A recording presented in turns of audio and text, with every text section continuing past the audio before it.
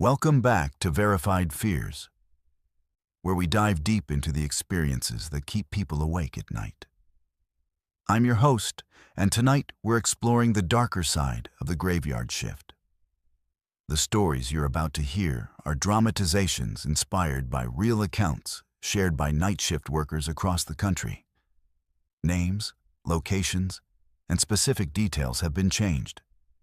But each story draws from genuine experiences reported by security guards, nurses, clerks, and other overnight workers. From empty office buildings to overnight hospitals, from 24-hour gas stations to abandoned shopping malls. These are the places where normal rules don't seem to apply after midnight. Whether you're currently working nights, have worked them before, or simply wonder what happens when most of the world is asleep, these 11 stories will make you think twice about being alone in the dark. So dim the lights, check your surroundings, and let's begin with story number 1, the security rounds. My name is Calvin, and I've been working night security at the Meridian Financial Building for 8 months now. What I'm about to tell you happened over the course of 3 weeks in November, and I'm writing this down because my supervisor, Janet Morrison, asked me to document everything before I submit my resignation. The Meridian Building is 47 floors of office space in downtown Seattle. During the day, it houses about 3,000 employees across various financial firms, law offices, and consulting groups. At night, it's just me, the cleaning crews until about 2 a.m., and whatever's been riding the elevators with me.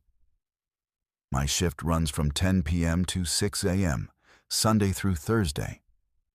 Standard protocol requires security rounds every 2 hours, checking all floors from the basement parking garage up to the executive offices on 47.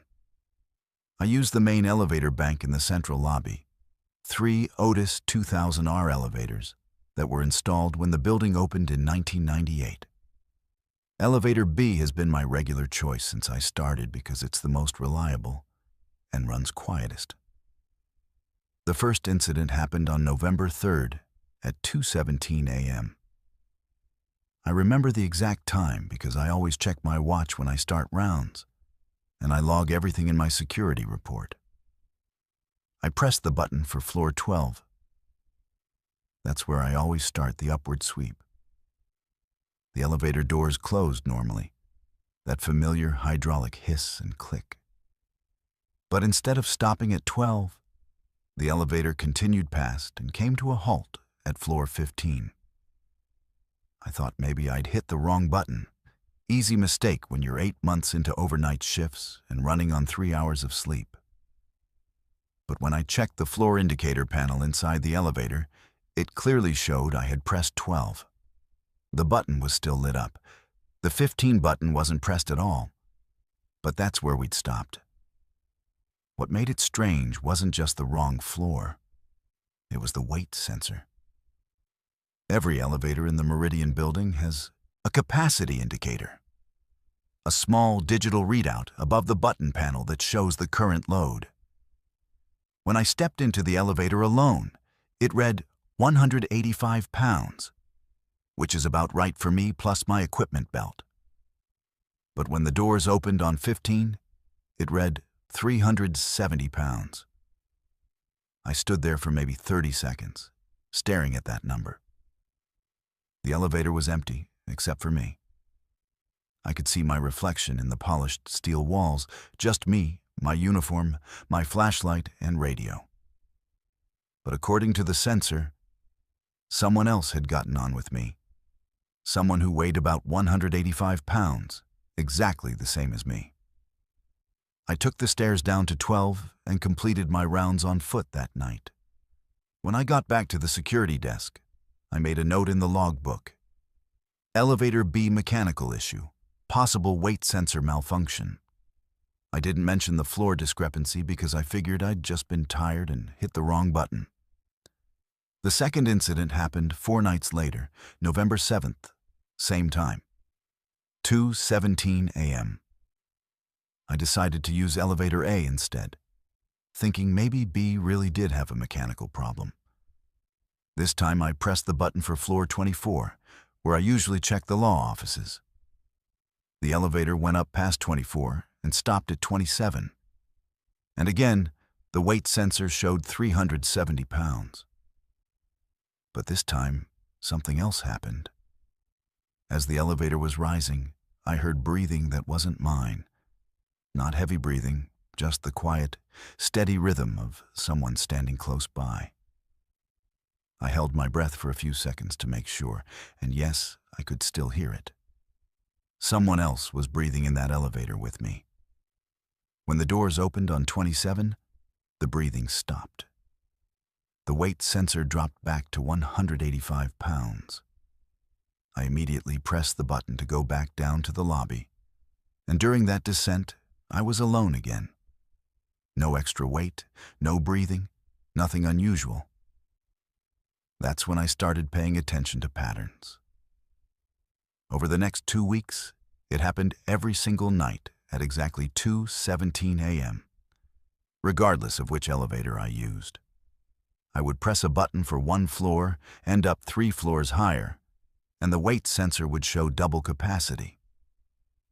The breathing started around the 10th floor and continued until the doors opened, at which point everything returned to normal. I tried varying my routine. Different elevators, different starting floors, different times. But if I was in an elevator at 2:17 a.m., this thing happened. If I took the stairs or delayed my rounds until 2:30, everything was normal. It was specifically tied to that time, and specifically to me being in an elevator. On November 18th, I decided to test something. I brought a digital voice recorder, my own personal device, not company equipment. I pressed record as soon as I got in the elevator at 2:15 a.m. When I played it back later, you could clearly hear my footsteps entering the elevator, the doors closing, and then the sound of 2 people breathing. My breathing and someone else's breathing with a slightly different rhythm and pitch.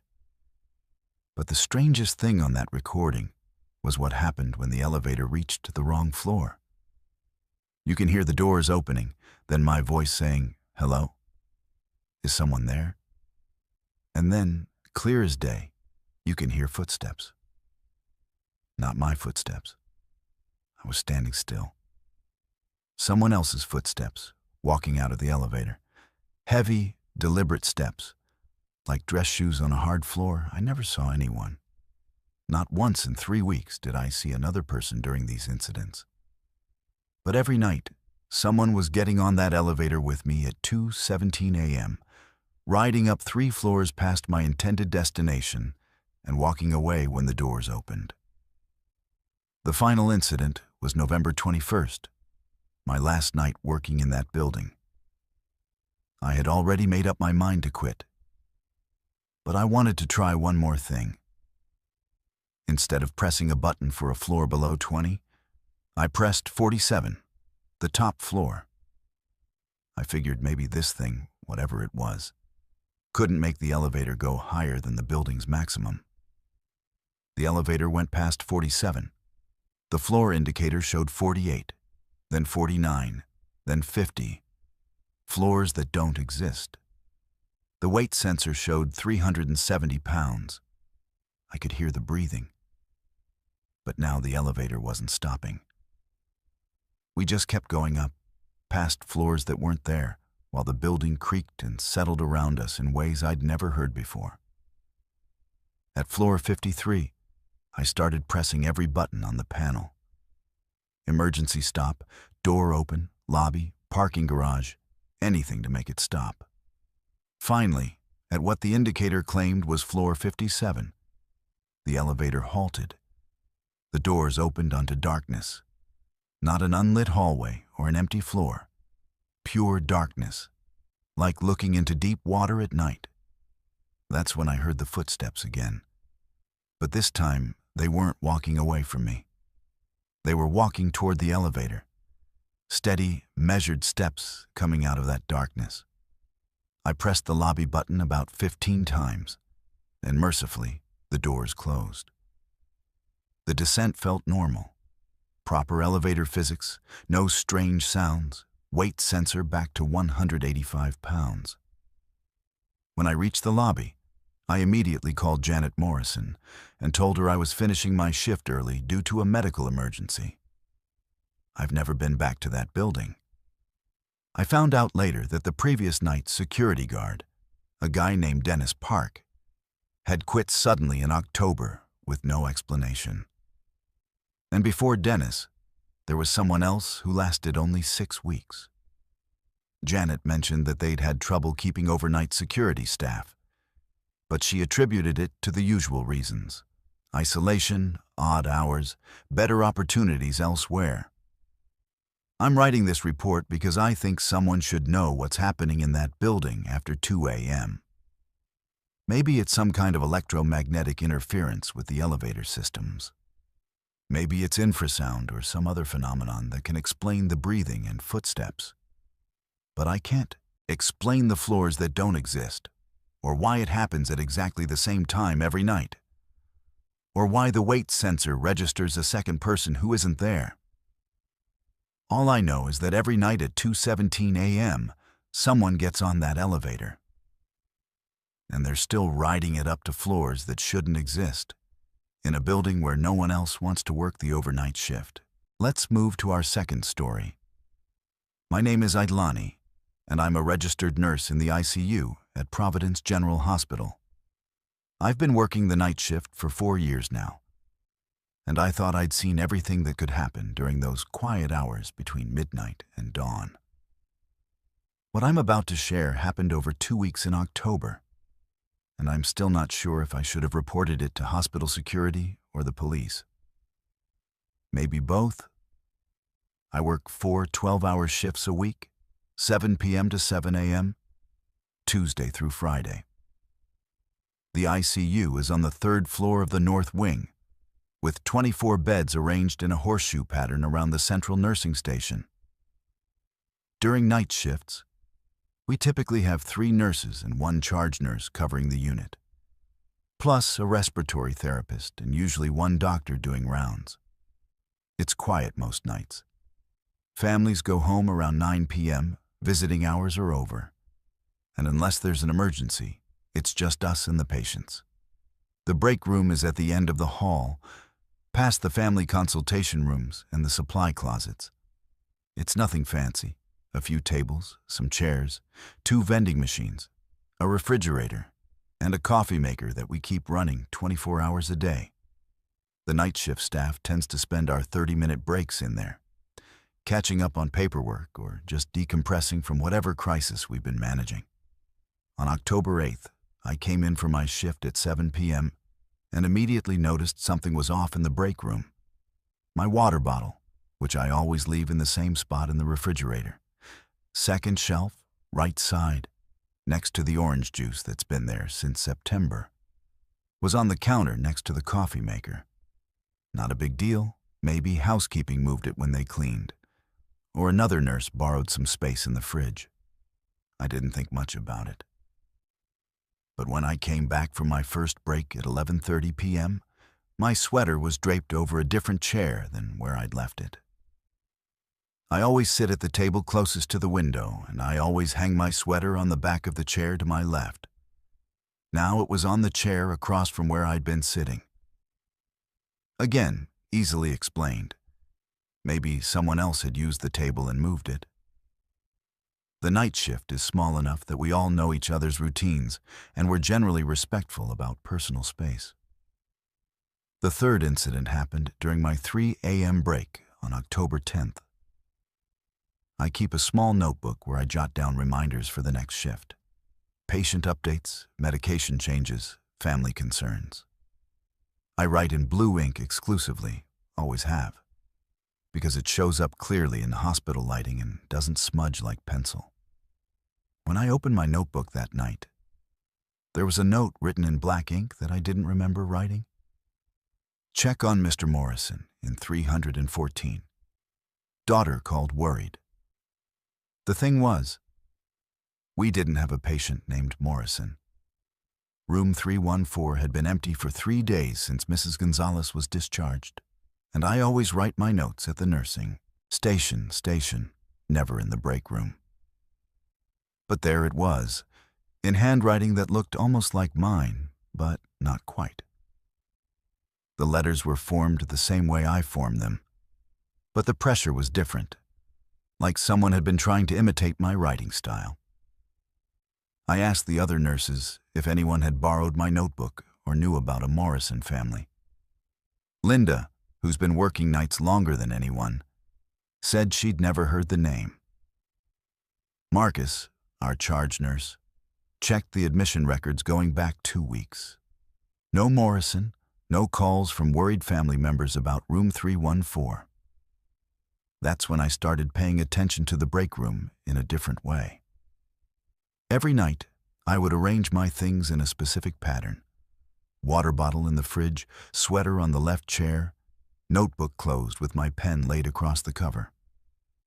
And every night, something would be moved. Not dramatically, just shifted slightly. Enough to notice if you were looking for it. On October 13th, I decided to test something.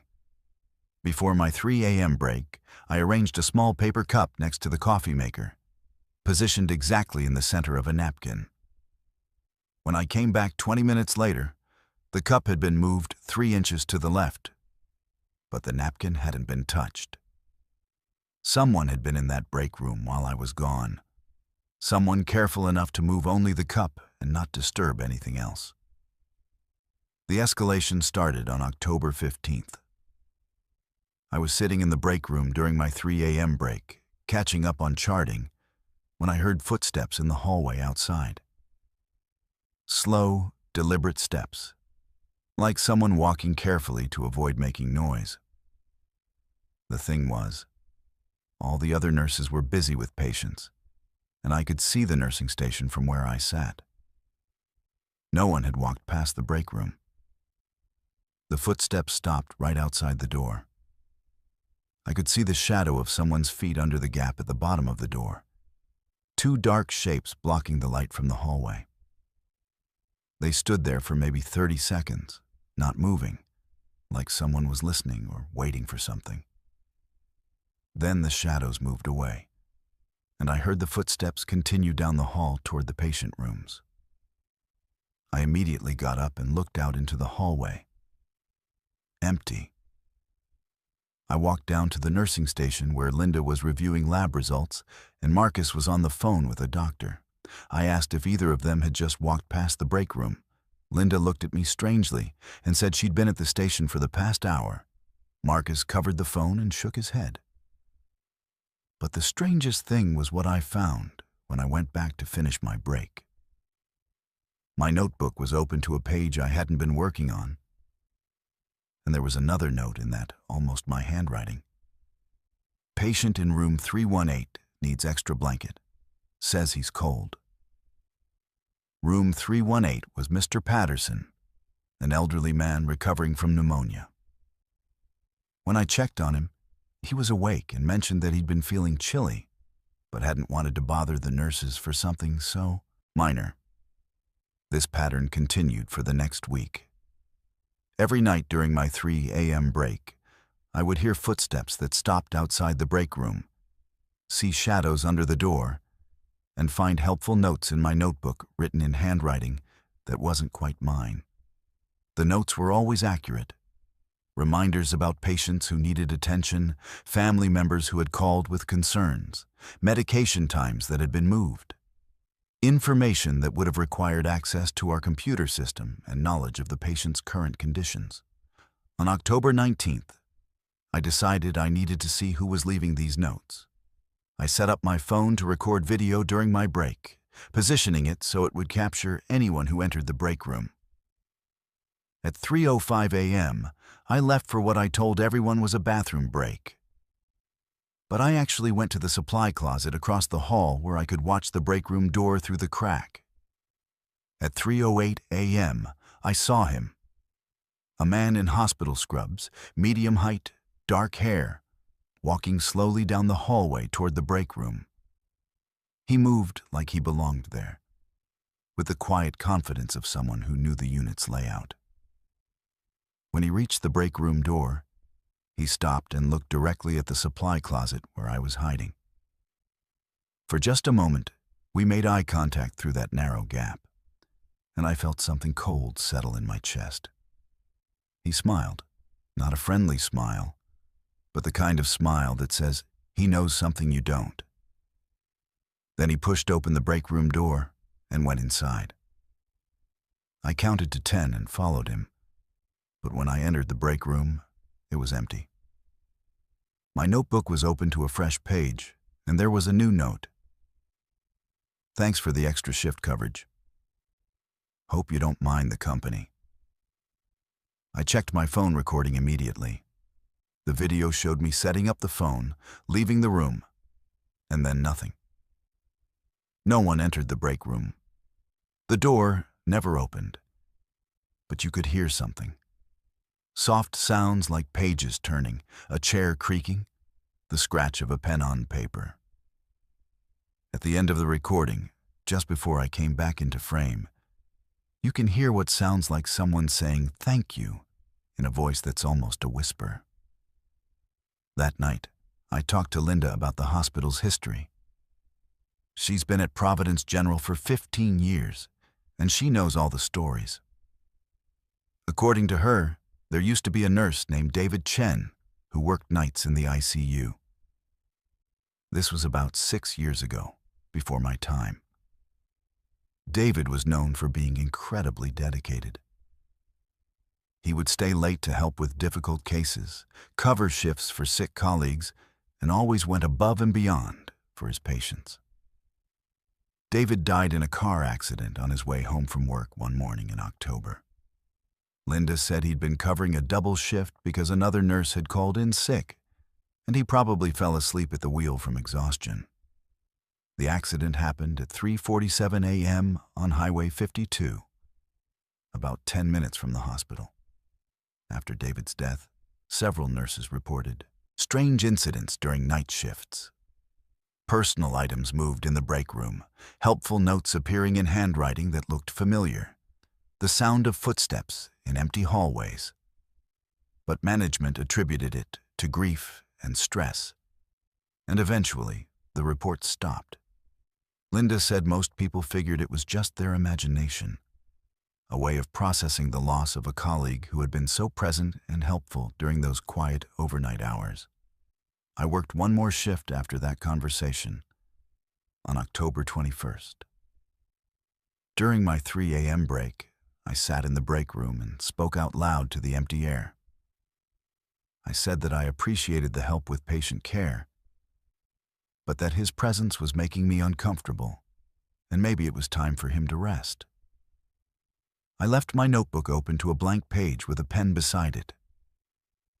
When I came back from my rounds, there was one final note. You're a good nurse. Take care of them.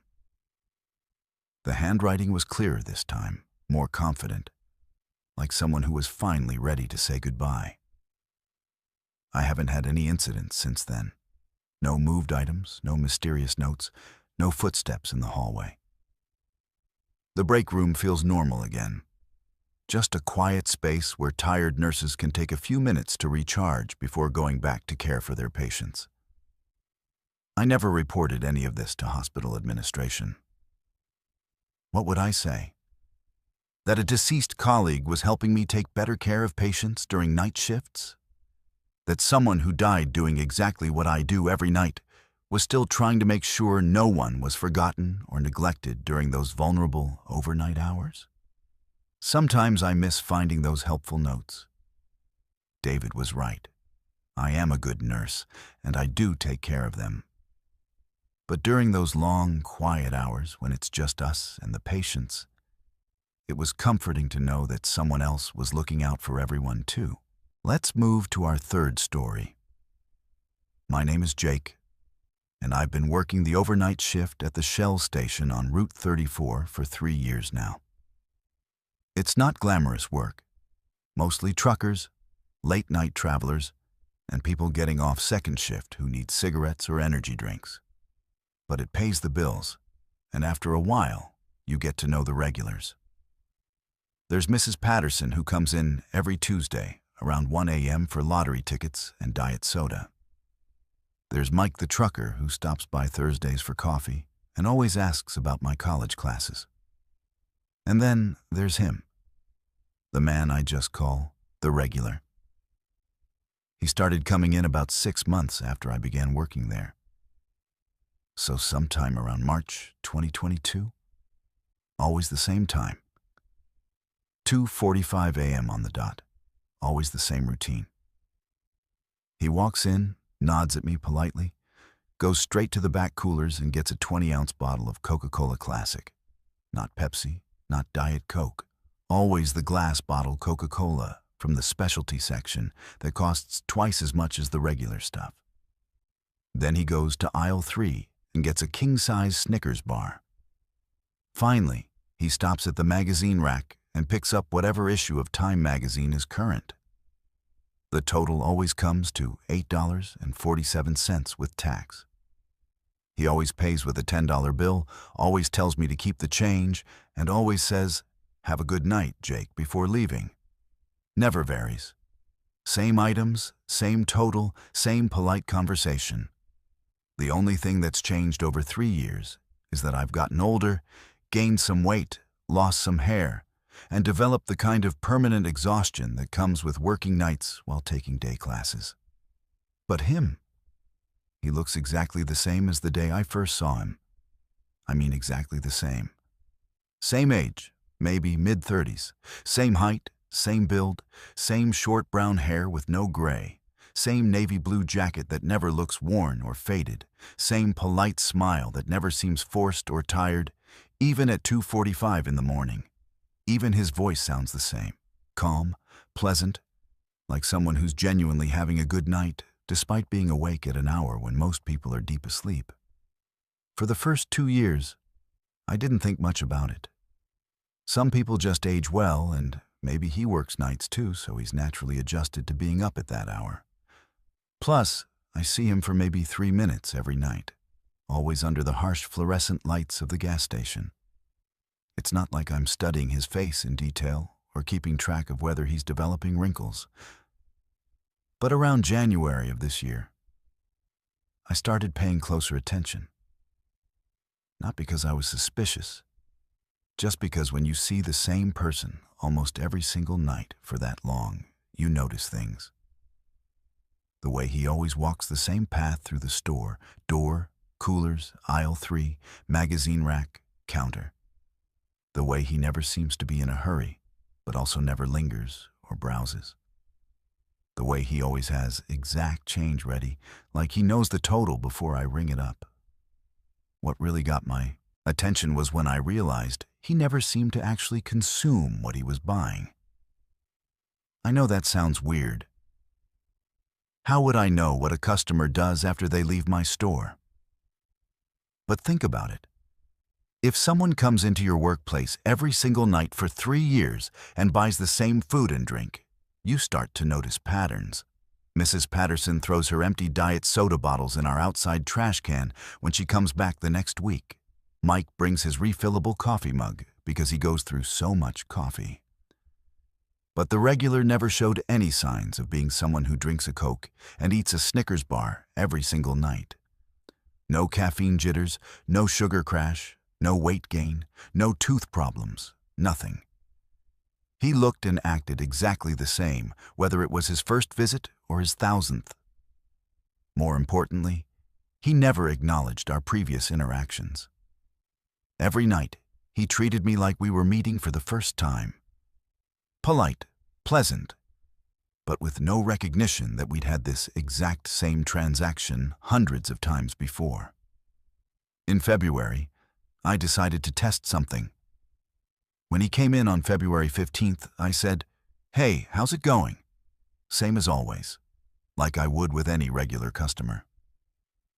He smiled politely and said, "I'm sorry." Same as what? Like he genuinely had no idea what I was talking about. So I explained. Coke, Snickers, Time magazine, $8.47 total. He looked surprised and said, "Oh, That does sound good. I'll take those, thanks. Like I was making a recommendation instead of describing what he bought every single night. That's when I started keeping a log. Nothing fancy, just a small notebook where I recorded his visits. Date, time of arrival, items purchased, anything unusual about his behavior or appearance. After 6 weeks of documentation, the pattern was undeniable. Every single night except Sundays, 2:45 a.m. exactly. Same 3 items, same payment method, same polite conversation that never referenced any previous visit. The Sunday thing was interesting because our store is open 24/7, including Sundays. But he never came in on Sunday nights. Never. I worked every Sunday night for 3 years, and not once did I see him. It was like Sundays didn't exist in his routine. In April, I decided to check the security footage. Our system keeps recordings for 30 days, and I had access because part of my job involves reviewing footage when there are discrepancies with the register. I pulled up recordings from several of his recent visits, expecting to see what I always saw: a normal customer following his normal routine. What I saw instead made me question everything I thought I knew about this situation. On the security footage, the regular appeared to be shopping alone, just like I remembered. But when I watched him at the register, something was wrong with the audio. You could hear me greeting him, hear the beep of items being scanned, hear the transaction being completed, but you couldn't hear his voice responding. At all. I thought maybe it was an audio issue with that particular recording, so I checked several others. Same thing every time. I could hear myself having a conversation, but only my side of it. On the footage, it looked like I was talking to someone who never responded, just smiled and nodded silently.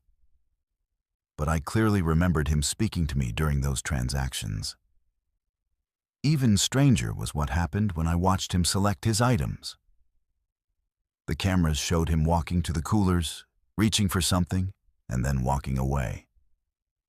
But the cooler door never opened, and nothing was ever removed from the shelf. Same thing with the candy aisle and the magazine rack. On camera, he went through the motions of shopping, but he never actually picked up anything. Yet when he came to the counter, I was scanning items.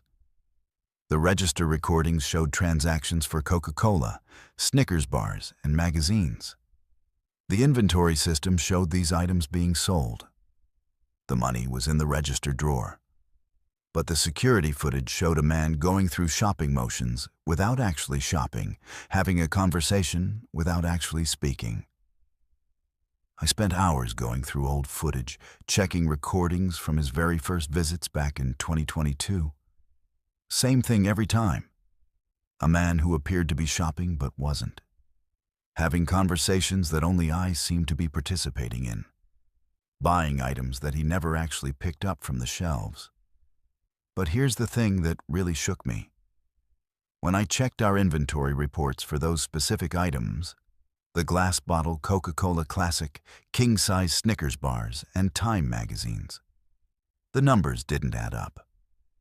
According to our sales data, we were selling one of each almost every night. According to our inventory counts, we weren't missing any of these items. We were somehow selling products without losing them from our stock. I brought this up with my manager, Tom, during a shift change in May. I didn't mention the supernatural aspects, just said I'd noticed some discrepancies in the inventory system and wanted to make sure we weren't getting charged for products we weren't actually receiving. Tom looked into it and came back a week later saying he'd found some glitches in the system that had been corrected. But the regular kept coming. Same time, same routine, same items, same impossible transaction that somehow worked despite making no logical sense. I started dreading 2:45 a.m., not because I was scared of him. He was never threatening or even particularly creepy, but because I couldn't understand what was happening. and it was making me question my own perception of reality. The breaking point came in early June. I was working a double shift because the morning guy had called in sick. So I was still there when the day shift manager, Lisa, came in at 6 a.m. She was doing her routine check of the overnight sales reports when she paused and looked confused. "Jake, why do we have a transaction for $8.47 at 2:45 a.m. with no items listed?" she asked, showing me the register report. "Did you forget to scan something?" I looked at the report. There was the transaction, time-stamped at exactly 2:45 a.m. like always. But instead of showing Coca-Cola, Snickers, and Time magazine, it just showed MISC item, $8.47, with no product details, like the register had recorded a sale without recording what was actually sold. That night, I waited for 2:45 a.m. with a new plan. When the regular walked in and went through his usual routine, I was going to pay close attention to exactly what happened when he brought his items to the counter. I was going to watch my own hands as I scanned them. I was going to listen carefully to his voice. I was going to figure out what was real and what wasn't. 2:45 a.m. came and went. He didn't show up. I waited until 3:15, thinking maybe he was running late. But the store stayed empty except for me. The next night, same thing. And the night after that. For 2 weeks straight, no sign of the regular. I checked with Tom to see if anything had changed about our store policies or hours. Nothing.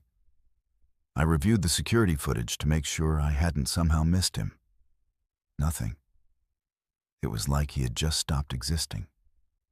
On June 20th, I was restocking the magazine rack when I found something that made my hands shake.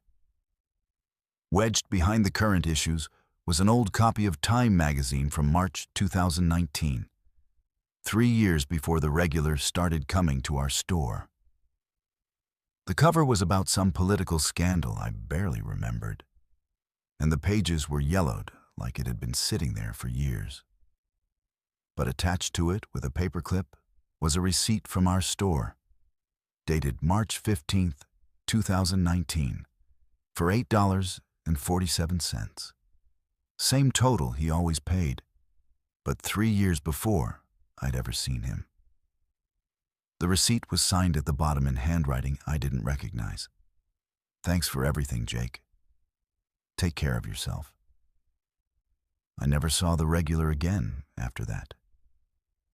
But sometimes, during the quiet hours around 2:45 a.m., I hear the cooler door opening and closing, the soft sound of someone walking through the aisles, and the electronic beep of the register processing a transaction.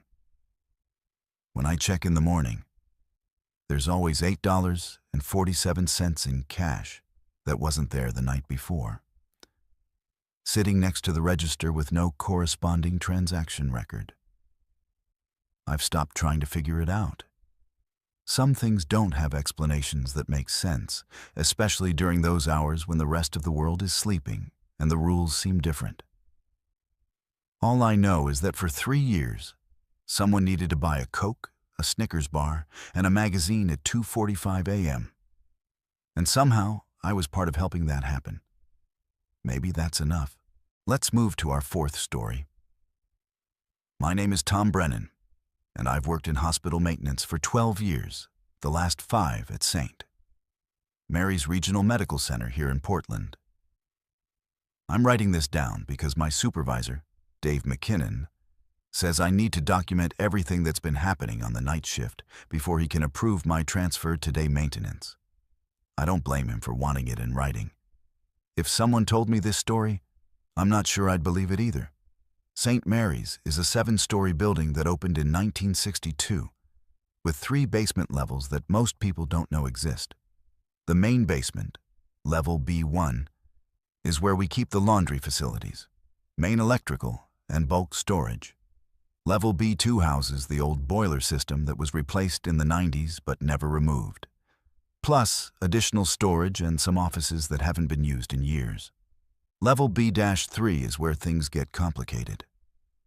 According to the building blueprints I've been working with for 5 years, Level B-3 is mostly utility tunnels, water mains, electrical conduits, ventilation shafts, that sort of thing.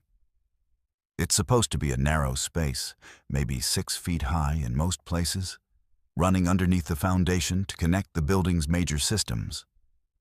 During normal business hours, the only reason to go down there is for emergency repairs or the quarterly inspections that the city requires. I work the night shift, 11 p.m. to 7 a.m., Wednesday through Saturday. Most of my job is routine maintenance, checking HVAC systems, replacing burned-out lights, fixing leaky faucets, responding to emergency calls from the nursing staff.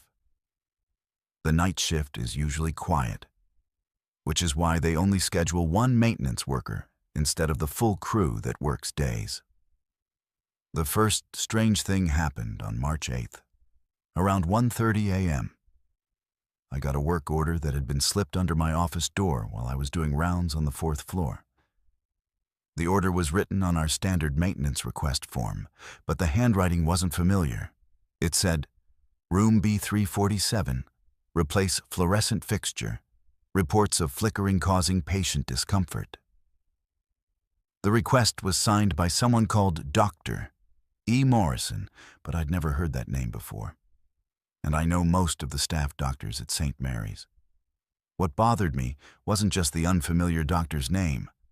According to every building plan I'd ever seen, there was no room B347. Level B-3 was supposed to be utility tunnels, not patient rooms. But work orders come from the hospital administration, and my job is to complete them, not question them. I figured maybe there was some section of the basement that I hadn't been to yet, or maybe the room numbers down there followed a different system than I understood. I took my tool bag and headed down to B3 using the maintenance elevator at the north end of the building. This elevator is the only one that goes down to all 3 basement levels. The regular patient and visitor elevators only go to B1. When I got to B3, I stepped out into what should have been a cramped utility corridor. Instead, I found myself in a proper hallway. Not wide like the patient floors upstairs, but a real hallway with white walls, tile floors, and room numbers painted on green plaques just like everywhere else in the hospital. The lighting was dim, just emergency fixtures providing enough illumination to see where you were going. But it was clearly designed for people to walk through, not just for accessing pipes and electrical panels. I followed the room numbers down the hall, B3-23, B3-25, B3-29. They weren't consecutive, which was odd but not unheard of in older buildings where rooms had been converted or renumbered over the years. I kept walking until I found B347, about halfway down the corridor. The door was propped open, and inside was what looked like a standard hospital room from maybe the 1970s. 2 beds, though only one had bedding on it. A small bathroom, a window that looked out onto what should have been solid earth since we were 3 stories underground, and indeed, a flickering fluorescent light fixture above the bed. I replaced the fixture. Standard maintenance work, nothing unusual about it. But while I was working, I kept hearing sounds from other rooms along the hallway. Not loud sounds, just the quiet noises you'd expect in a hospital at night. Someone coughing softly, the murmur of voices having a conversation too low to make out words, the squeak of a wheelchair or gurney being moved down the hall. When I finished the light fixture and stepped back into the hallway, it was completely empty. All the other room doors were closed, and when I tried the handles, they were locked. The sounds had stopped entirely. I walked back to the elevator, completed my work order paperwork, and didn't think much more about it. Hospitals are full of sounds, and at night, acoustics can play tricks on you. Sounds carry through ventilation systems, echo off walls, seem to come from places they're not actually originating. The second work order appeared 4 nights later, on March 12th. Same handwriting, same Dr. E. Morrison signature. This time it was for room B323. Bathroom faucet dripping, reports of noise disturbing patient's sleep. Again, I took my tools down to B3, found the room without any trouble, and fixed a standard leaky faucet.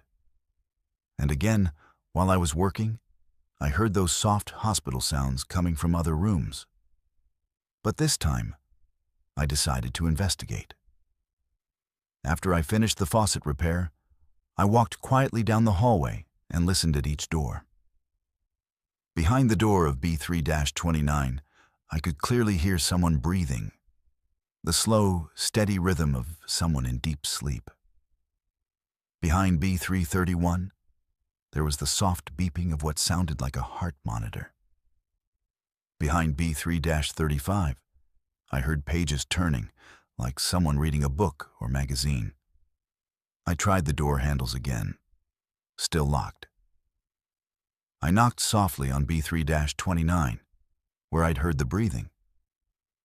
The breathing stopped immediately, but no one answered.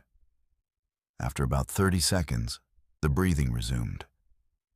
But it sounded different now, more careful, like someone trying to breathe quietly. That's when I realized something that made my stomach drop. According to the building directory that I consult for every work order, there was no pediatric ward at St. Mary's. We had a family practice, an emergency room, and various adult specialties, but no dedicated children's department. Yet some of the sounds I was hearing, the voice patterns, the size of the coughs, even the way the breathing sounded, suggested children. I went back to my office and pulled out the complete building plans that Dave had given me when I started working nights. I spread them across my desk and studied level B-3 in detail. According to these blueprints, drawn in 1987 during a major renovation, level B3 was nothing but utility space. Narrow corridors for accessing major building systems, storage areas for replacement parts, and a small workshop area. No patient rooms, no windows, certainly no space for the wide hallway I'd been walking through. But I'd been there. I'd walked down that hallway, fixed that light, repaired that faucet. I had the completed work orders to prove it. Either the blueprints were wrong, or something very strange was happening in the basement of St. Mary's Regional Medical Center. The third work order came on March 16th. Room B3-18, adjust heating vent. Patient complaints of room being too cold. By now, I was expecting it, but I was also dreading it. I gathered my tools and headed down to B3. But this time, I brought something extra. My digital camera. I figured if there really was a whole wing of the hospital that wasn't on any official plans, I should document it. Room B3-18 was at the far end of the hallway, past all the other rooms I'd been to before. When I got there, I found something that made me understand why the heating vent needed adjustment. The window in this room, the window that shouldn't exist because we were underground, looked out onto what appeared to be a playground. I could see swing sets, a slide, sandbox equipment, all covered with a light dusting of snow, even though it was March, and we hadn't had snow in Portland for weeks. But the playground wasn't empty. There were children playing on the equipment. Not many, maybe 5 or 6, all wearing what looked like hospital gowns. They were playing quietly, no shouting or laughing like you'd normally hear from kids on a playground. Just the soft sounds of children trying to have fun without making too much noise. I adjusted the heating vent as requested, but I spent most of my time watching through that impossible window. The children never looked up at the building, never seemed to notice me watching them. They just played their quiet games in that snowy playground that couldn't exist. When I tried to take pictures, my camera malfunctioned. The display would show that I was taking photos, but when I reviewed them, they were all completely black. Not blurry, not poorly lit, just solid black like I'd taken pictures with the lens cap on. I tried different settings, different angles, even took some test shots of the room itself. The room photos came out fine, but any time I pointed the camera toward the window, the images were black. That night, I did something I probably shouldn't have. Instead of going home after my shift, I drove around to the area where that playground should have been, based on my understanding of the building's layout. It was just a patch of grass next to the hospital's parking lot. No playground equipment, no snow, no signs that children had ever played there. But when I looked up at the hospital building from that spot, I could see a window on what would have been level B-3 glowing softly with warm light. According to the blueprints, that window shouldn't exist. According to the building's exterior, that whole section should be underground. But there it was, and through it, I could just make out the shapes of children moving around inside. The work orders kept coming, always with the same handwriting, always signed by Dr. E. Morrison. Over the next 6 weeks, I made repairs in 12 different rooms on level B-3. I replaced light bulbs, fixed door handles, unclogged drains, adjusted thermostats, and performed dozens of other routine maintenance tasks in rooms that officially didn't exist for patients who weren't on any hospital records. I started researching the hospital's history, trying to understand what I was dealing with. In the Portland Public Library's newspaper archives, I found a series of articles from 1987 about a fire at St. Mary's that had destroyed the children's wing. 15 children had died in that fire, along with several staff members. The articles mentioned that the pediatric ward had been located in the basement level to make it easier for families to access from the parking areas. After the fire, the children's wing had been sealed off, and the hospital had been rebuilt without a pediatric department. The basement space where the children's ward had been was converted to utility areas and storage. According to the final article in the series, dated December 1987, the renovation was complete and there was no longer any trace of the children's wing that had been lost. But Dr. E. Morrison was mentioned in those articles. Dr. Elizabeth Morrison had been the head of pediatrics at St. Mary's. She had died in the fire, along with several of her patients, staying behind to try to evacuate the children instead of saving herself. I haven't been down to level B-3 in 3 weeks. The work orders stopped appearing after I found those newspaper articles. But sometimes, during my regular rounds on the floors above, I can hear things coming up through the ventilation system. Children's voices, very quiet, like they're trying not to disturb the patients in the rest of the hospital. The sound of small feet running in hallways. Occasionally, the ding of an elevator stopping at a floor that isn't supposed to exist. Dave approved my transfer to day shift. He said he understood that working nights in a building as old as St. Mary's could be stressful, and he thought I might be more comfortable with regular hours and a full crew to work with. He didn't ask for details about why I wanted the transfer, and I didn't volunteer any. But before I start the day shift next Monday, I have one last night shift to work, and I've been thinking that maybe I should go down to level B-3 one more time. Not because there's a work order waiting for me, but because there are children down there who might need someone to check on them, to make sure their lights are working, their heat is adequate, their rooms are comfortable. After all, that's what maintenance workers do.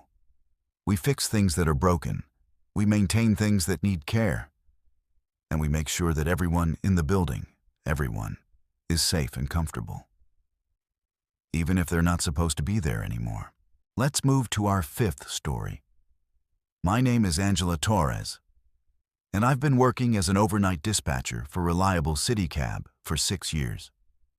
I'm writing this incident report at the request of my supervisor, Jim Martinez, who says corporate needs documentation of the unusual radio traffic we've been experiencing during night shifts.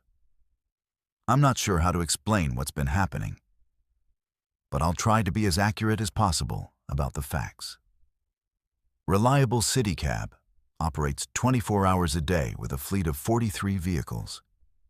During the day shift, we have 4 dispatchers handling call volume, but overnight, it's usually just me from 11 p.m. to 7 a.m.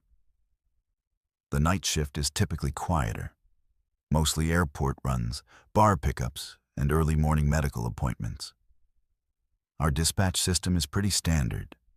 Customers call our main line, I take their information, enter it into the computer system, and radio the closest available driver. The first unusual incident happened on January 15th at 2:33 a.m.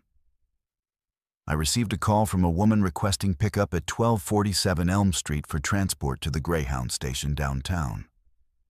Her voice was clear, polite, and she provided all the standard information: name, destination, approximate wait time. Nothing seemed strange about the call itself. I dispatched driver 23, Miguel Santos, who's been with the company for 8 years and is one of our most reliable overnight drivers. Miguel's response came back about 12 minutes later, which was longer than the usual 8-minute response time for that area. When he keyed his radio, he sounded confused. "Dispatch, this is 23.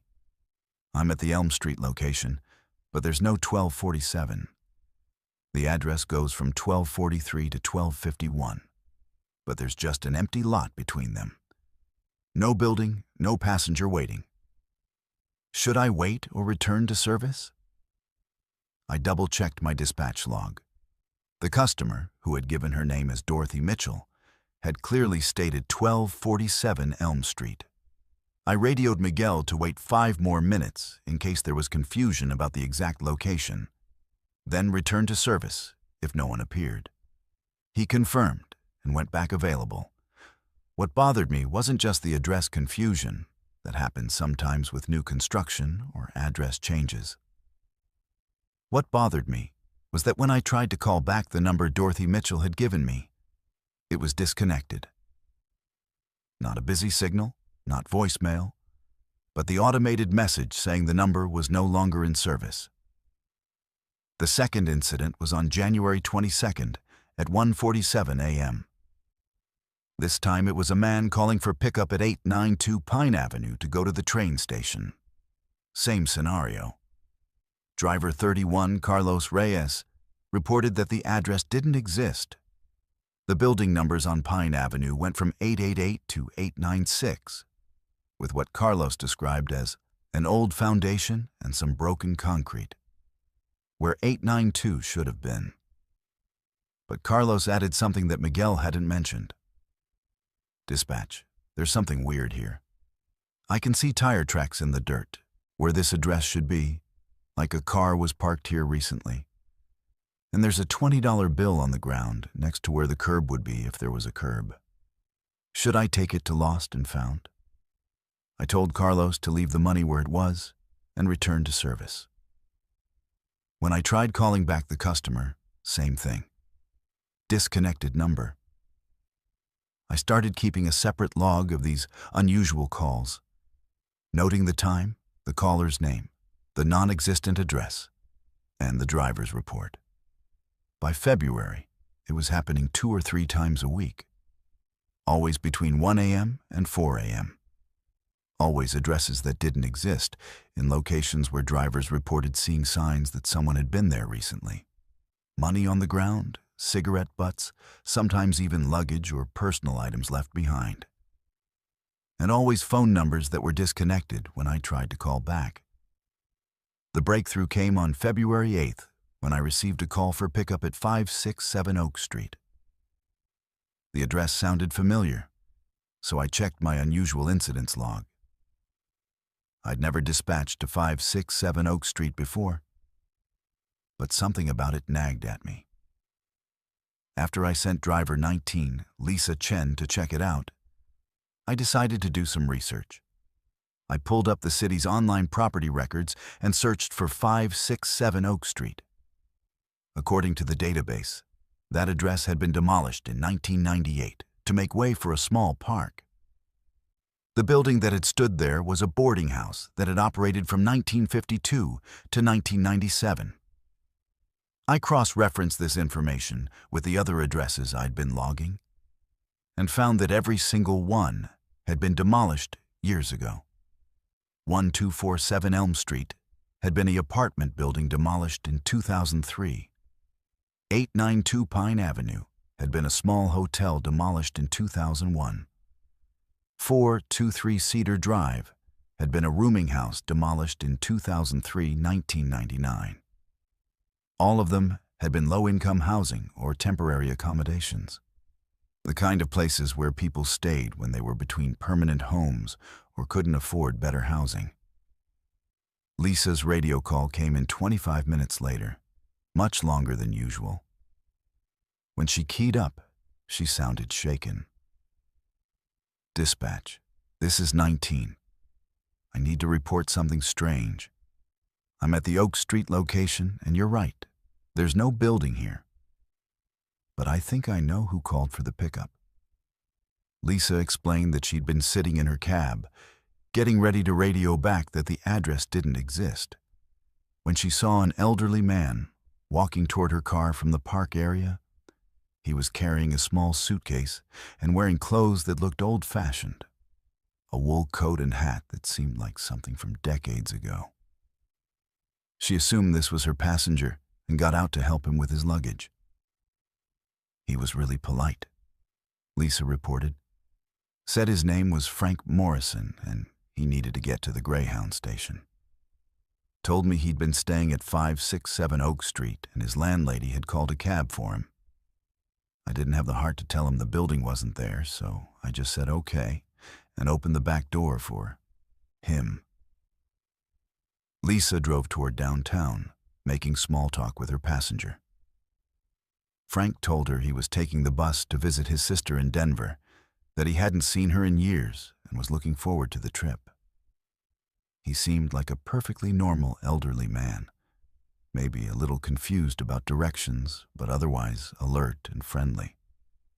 When we got to the Greyhound station, I got out to help him with his suitcase. Lisa continued. But when I opened the back door, there was nobody there. No passenger, no suitcase, nothing. But there was exact change for the fare on the seat, $12.75, except it wasn't regular money. Lisa brought the payment back to the office at the end of her shift. It was $12.75 in currency, but the bills and coins were old, really old. The quarters were silver and dated from the 1960s. The dollar bills had designs I hadn't seen since I was a child, and they were in pristine condition despite their age. Everything about the money looked like it had just come from the bank, but from a bank in 1973. I started researching the names the callers had given me, cross-referencing them with obituaries and city records. Dorothy Mitchell had died in 2004. The man who'd called for pickup at Pine Avenue, Robert Chen, had died in 2003. Frank Morrison had died in 1998, the same year his rooming house at 567 Oak Street had been demolished. Every caller who had requested pickup at these non-existent addresses had lived at those addresses when the buildings were still standing, and every one of them had died within a few years of their building being demolished. Most were elderly people who had lived in low-income housing, people who might have relied on taxi service to get to appointments or to visit family. The incidents continued through March and April, but with a new pattern. Drivers who picked up these passengers, and several more reported actually having someone in their cab for the entire trip, started finding old currency as payment. Never modern bills, always money from decades past, always the exact fare, always left on the seat after the passenger disappeared. Driver 12, Anthony Rodriguez, reported a particularly detailed encounter on March 23rd. He'd been dispatched to an address that I knew by then would be demolished, but I'd stopped telling the drivers about my research. Anthony found his passenger waiting exactly where the building should have been. An elderly woman with a shopping bag who said she needed to get to the grocery store on Fifth Avenue. She talked the whole way there, Anthony reported. Told me about her grandchildren, complained about how expensive everything was getting. Seemed like a sweet old lady. When we got to the store, she paid me with exact change and said she hoped I had a nice night. I got out to help her with her shopping bag, and when I turned around, she was gone. But the money was still in my hand. The money Anthony brought back was from 1967. Bills and coins that were nearly 60 years old, in mint condition. By May, I'd documented 43 of these calls. Always the same pattern. Deceased callers requesting pickup at demolished addresses, drivers finding passengers who disappeared before reaching their destinations, payment in old currency that matched the era when the callers had been alive. The phone numbers they called from were always disconnected when I tried to return the calls, but the calls themselves came through our regular phone system with no technical anomalies. I brought my documentation to Jim Martinez on May 15th. Jim has been in the taxi business for 22 years, and he's seen everything from drunk customers to payment disputes to drivers getting lost in parts of the city that have been there for decades.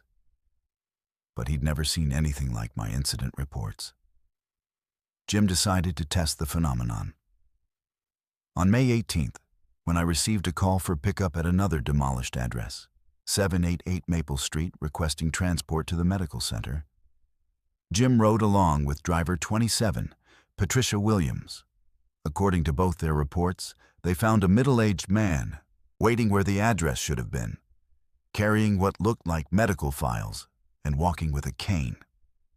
The passenger, who introduced himself as David Park, talked about his doctor's appointment and mentioned that he'd been living at 788 Maple Street for 3 years since his wife died. He seemed completely normal, Patricia reported, until they reached the medical center. When she got out to help him with his files, both the passenger and the files were gone. On the back seat was $15.25 in bills and coins from 1985.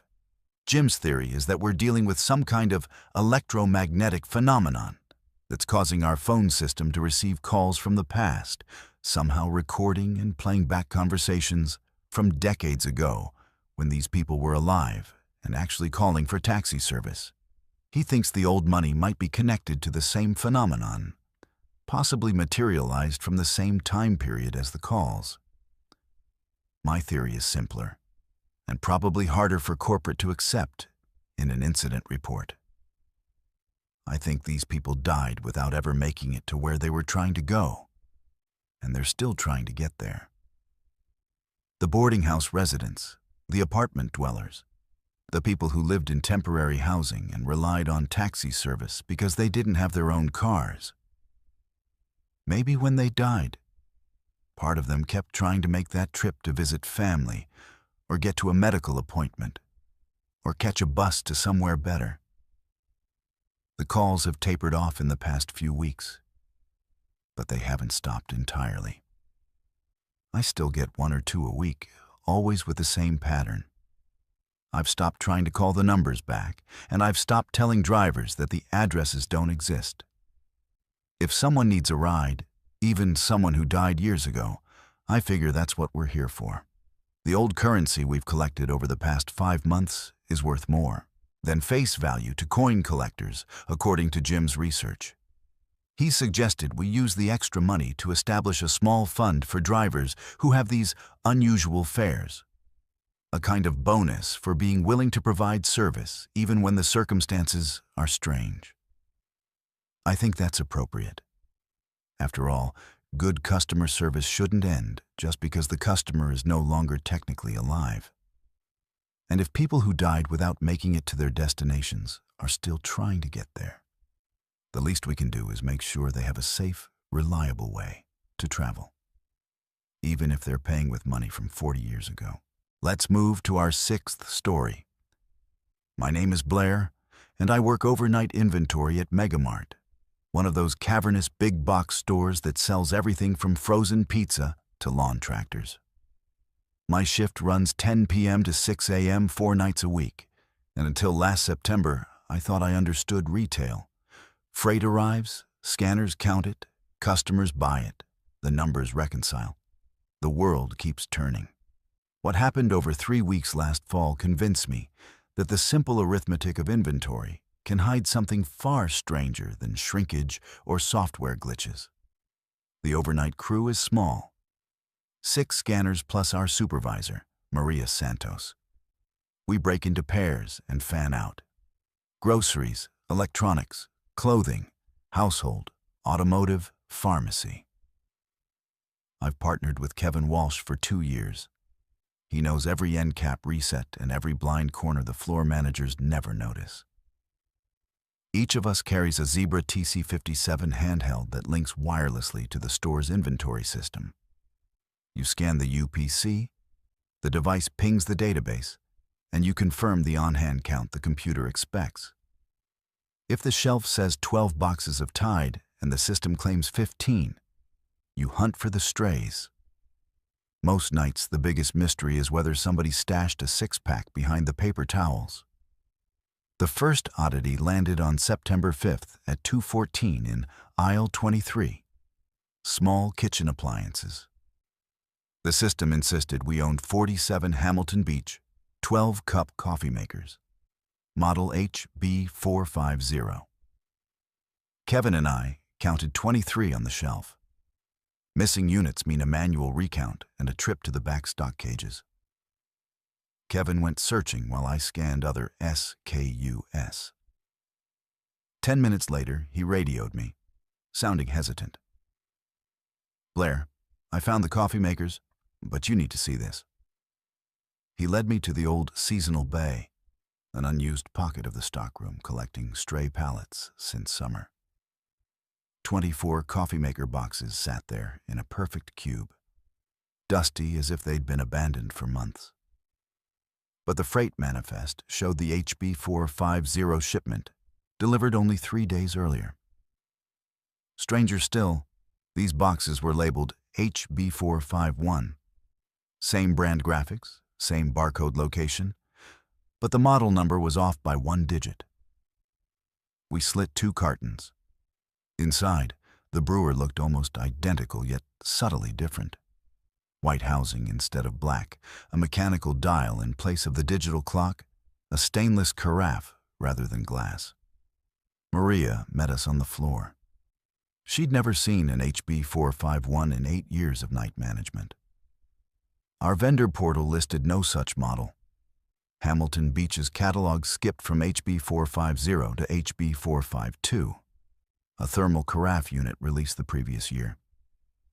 She logged them as vendor error, returned to supplier, and moved the stack to damages. 3 nights later, 8th September, the pattern repeated in aisle 31 with vacuum cleaners. The database expected 15 Bissell BV200s. The shelf held 8. We discovered 7 dusty cartons in seasonal storage, labeled BV201. Again, a non-existent model. The BV201 manual inside the box claimed 20% stronger suction and a HEPA filter the BV200 lacked. By the second week, the phenomenon accelerated. Hand mixers, air fryers, cordless drills, even men's denim. Every few hours, we'd chase a discrepancy, locate the missing merchandise in that same forgotten bay, and find a model number incremented by 1 and a feature list incremented by several. The pattern felt deliberate, almost mathematical. Kevin began a spreadsheet chronicling each anomaly. Date, time, expected SKU, phantom SKU, features. On 12th September, We logged item 23, a black plus Decker Jigsaw J, D700 replaced by JD701 boasting a brushless motor. The sheer design investment implied these variants weren't simple misprints. Maria, pragmatic to the bone, called the district manager, Robert Chen. He arrived on the 14th of September to observe an entire shift. Robert shadowed us through the dairy cooler's stinging air and the electronics section's silent TVs. At 1:37 a.m., our scanners flagged a shortfall of Samsung 32-inch TVs, model UN32J4000. We physically counted 7. The system demanded 12. Robert followed us to seasonal storage. 5 flat screens rested on a pallet, cartons pristine but dusty. Their stickers read UN32J4001. Robert sliced one open. The set featured built-in Wi-Fi and a smart TV interface absent from the baseline model. "I supervised that product launch," he muttered. J4000 was supposed to be the entry model. J4001 didn't clear manufacturing. He boxed the TV and said nothing more until sunrise. The next afternoon, Robert convened a meeting in the manager's office. Maria, Kevin, me, and 2 auditors from corporate loss prevention. They grilled us about receiving procedure, camera coverage, even our personal finances in case we were fencing counterfeit stock. No explanation fit. The trucks were sealed, cameras showed no tampering, and counterfeiters don't invent better features that slash their profit margin. Corporate launched an audit on 18 September. Technicians imaged every POS terminal and handheld scanner, looking for malware that could rewrite UPC data. They found nothing. They installed sealed GoPro rigs in seasonal storage. Motion-activated lights would make clandestine drops obvious. HR drug-tested the entire crew, clean, yet the items kept appearing. On the 20th of September, Kevin and I enlisted a neutral witness. Lisa Martinez from the pharmacy section joined us for a spot check in appliances. The system claimed 12 Oster 4-slice toasters model TS-350 in stock. The shelf had 6. The back bay held 6 dusty boxes labeled TS-351. Lisa, skeptical at first, opened a box and whistled. The TS-351 sported an LCD browning gauge and a crumb tray you could empty without lifting the toaster. That convinced Lisa, but electronics kept vanishing from our cameras. The GoPros recorded nothing between 11 p.m. and 5 a.m. The hour's anomalies surfaced, except the occasional dust mote drifting through LED glare. Audit concluded the merchandise materialized without human vectors, a line that made Robert clench his jaw. Searching for context, I combed city archives. Before Megamart broke ground in 2006, the parcel housed innovative consumer products, an R&D complex specializing in prototype household tech. An electrical fire in October 2003 gutted their warehouse, destroying thousands of pre-release models. Insurance filings listed experimental small appliances, power tools, and entertainment gear, many with model numbers eerily close to those now haunting our inventory. One newspaper clipping featured CEO Victor Latham lamenting, "Years of innovation gone overnight. The market will never see what we built." Latham died 3 months later in what the article called an undisclosed accident. Armed with this, I confronted Robert on the 22nd of September. He listened, hands steepled, then asked, "You think prototypes lost in that fire are pushing themselves into our supply chain from beyond the grave?" I shrugged. I had no better story. Robert staged a controlled delivery on 24 September. He arrived before sundown, broke warehouse CLA himself, verified every carton's UPC. Nothing resembled a phantom product. He even signed a sworn statement. At 3:12, our scanners flagged a deficit of rigid cordless drill kits, model R8701. 4 missing. Seasonal storage revealed 4 dusty boxes, model R8702. Robert turned paler than the overhead LEDs. The district office's final directive on 28 September was bureaucratic. Quarantine all unverified SKUs, remove them from financial books as non-inventoried assets, and continue operations. In plain language, store the ghosts and shut up. Kevin and I couldn't leave it alone. On our breaks, we opened boxes, cataloged specs, ran informal tests. Every phantom performed better than its legitimate cousin. Higher wattage, lower noise, smarter interfaces. They felt like polished products from a timeline where R&D never burned. I started dreaming of a stainless coffee maker with a mechanical dial ticking like a stopwatch, filling the store with rich aroma. I'd wake before my alarm, heart pounding, taste of perfect brew on my tongue. On 2 October, I broke protocol. I bought a Phantom, an HB451 coffee maker, bartering $20 cash with Kevin after Maria clocked out. I snuck it to my apartment, half expecting it to vanish by morning. It didn't. The next night shift, however, the HB451s were gone from quarantine. Inventory showed 0. The shelf displayed standard HB450s again. Surveillance footage revealed nothing. The night after that, my coffee maker disappeared from my kitchen counter. In its place stood an HB450, factory new, drip tray spotless. I searched every cupboard, every trash bag. No HB451.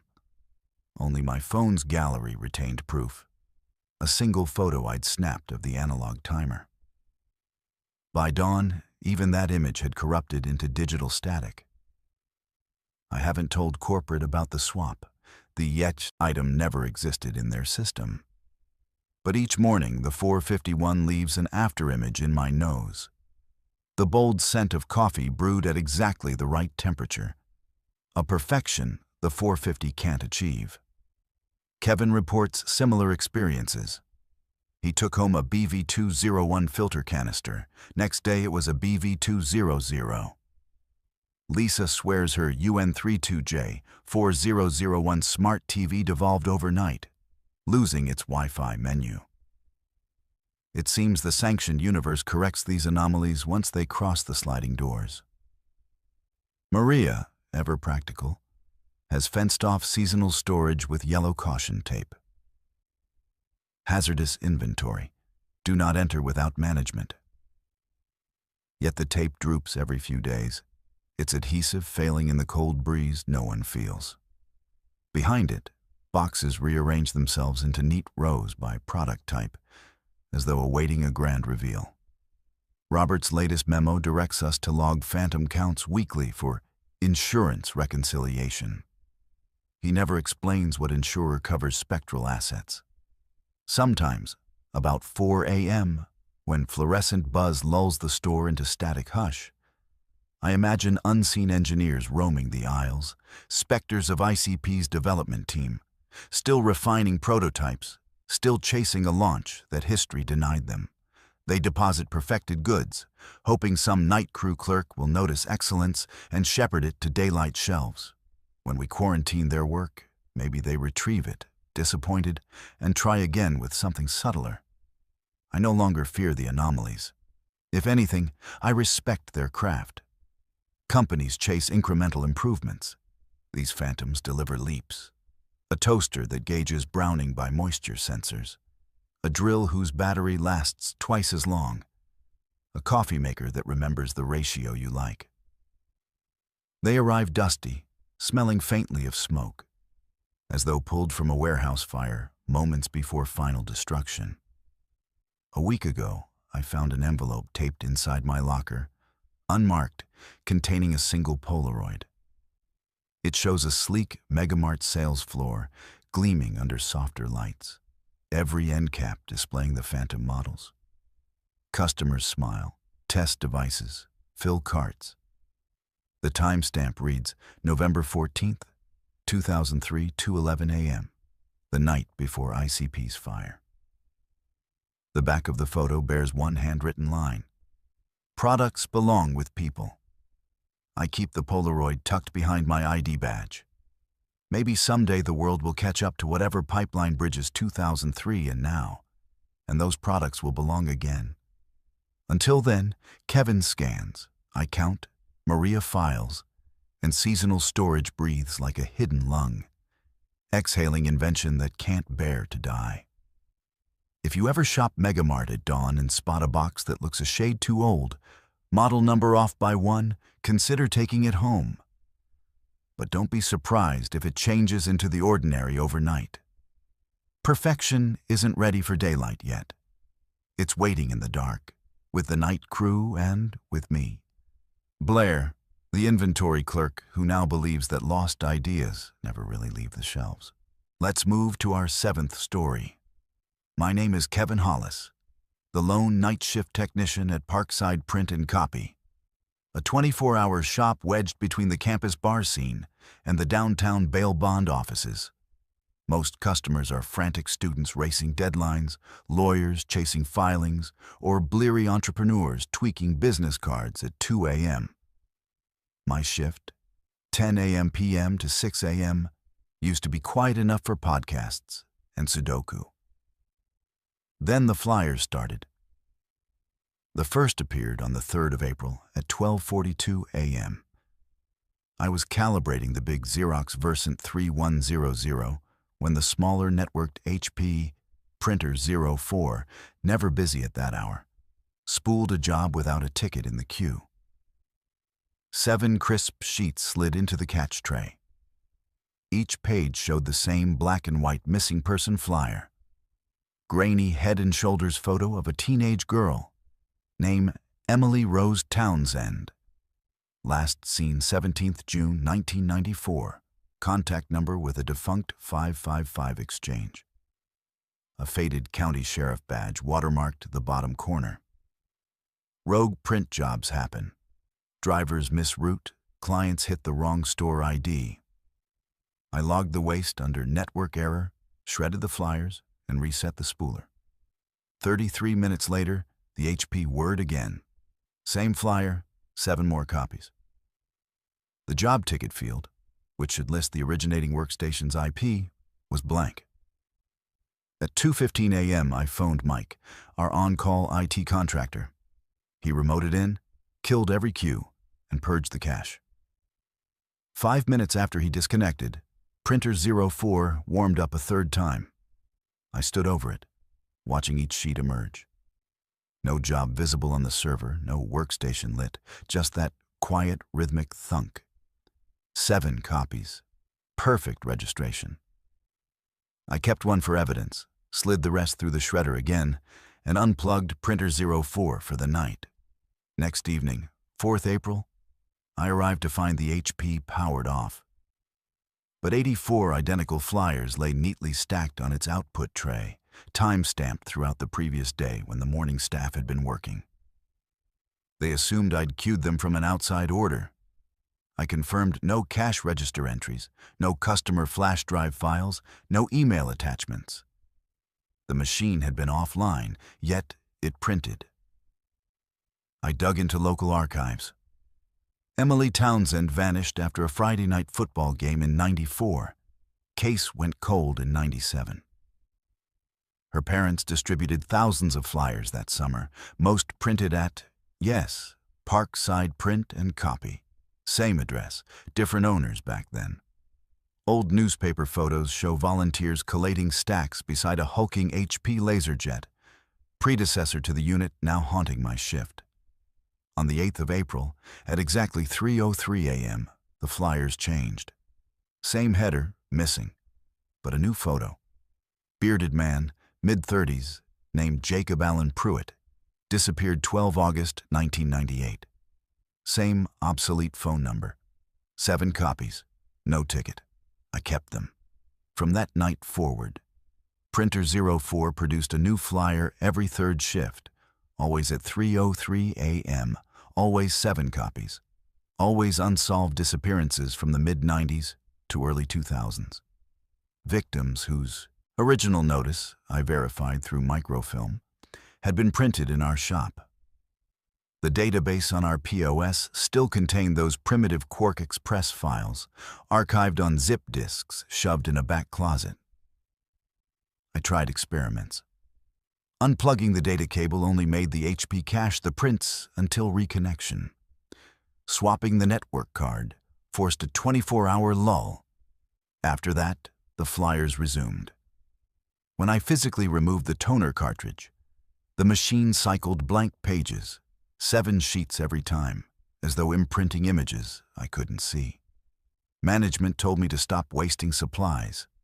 I countered with logs, timestamps, security footage.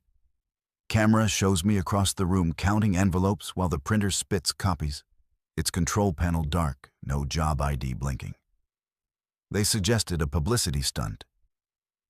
True crime TikTok eats this stuff up. I refused. Exploiting parents' grief felt vile. On 15th April, I stayed near the HP as 303 approached. The shop hummed with fluorescent buzz. At 3:02:58, the printer's fan spun up.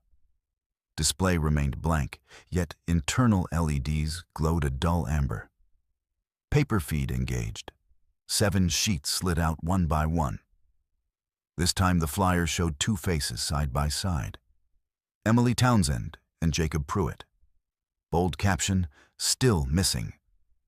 Underneath, a line I'd never seen in archive designs. "If you saw them, say something now." The phone behind the counter rang. Old landline we keep as cellular backup. "No caller ID." I answered. Silence, punctuated by faint background clatter like plastic hitting plastic, reminiscent of collated paper tapping a desk. Then a whisper. "Copy. Again." Click. I traced the call. Telecom logs listed the shop's own number as origin. On the 18th of April, I dug into county deeds. Our shop's lot once housed Graham and Sons Funeral Printing, established 1946. Flood damaged 1983, rebuilt as Parkside Print in 92. Local legend says Graham's basement press ran non-stop during a 1970 influenza spike, churning funeral cards while the owner died at his typesetter. That night, 3:03 a.m., produced flyers for 7 different missing persons. 1 per sheet instead of duplicates, each case originally printed here. I felt watched, though the storefront was empty. The ceiling vent whispered like someone riffling paper. I decided to answer the flyer's plea. Using the listed defunct 555 number as seed, I cross-referenced phone book microfiches at the public library, mapped last-seen locations, overlaid them on a city GIS parcel map. Shock. Every disappearance occurred within a 2-mile radius. Centroid, the abandoned rail depot east of campus. Condemned, fenced, forgotten. Morning of 22nd April. After shift, I drove there. Sunlight speared through rusted roof panels. In the central office, I found a corkboard, sagging but intact. Yellowed corners of removed papers clung to pins, standard letter-size rectangles, 7 across, 3 down. Floor litter held scraps of long-faded copier stock. I recognized the watermark pattern. Parkside used in the 90s. Something else lay beneath a collapsed file cabinet.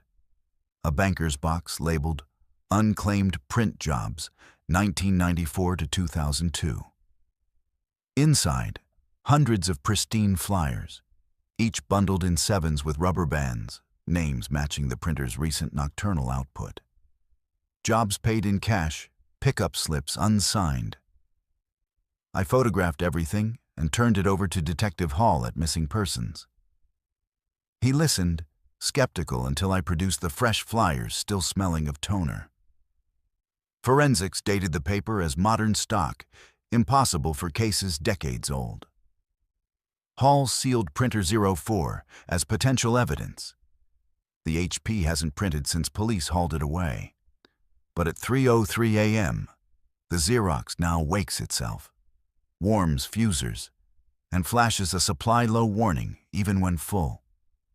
No pages yet, maybe because it's waiting for someone to load the correct template, or maybe because its predecessor left unfinished business. Detective Hall called last week. Cadaver dogs hid on soil behind the rail depot. Excavation begins Monday. Families have been notified.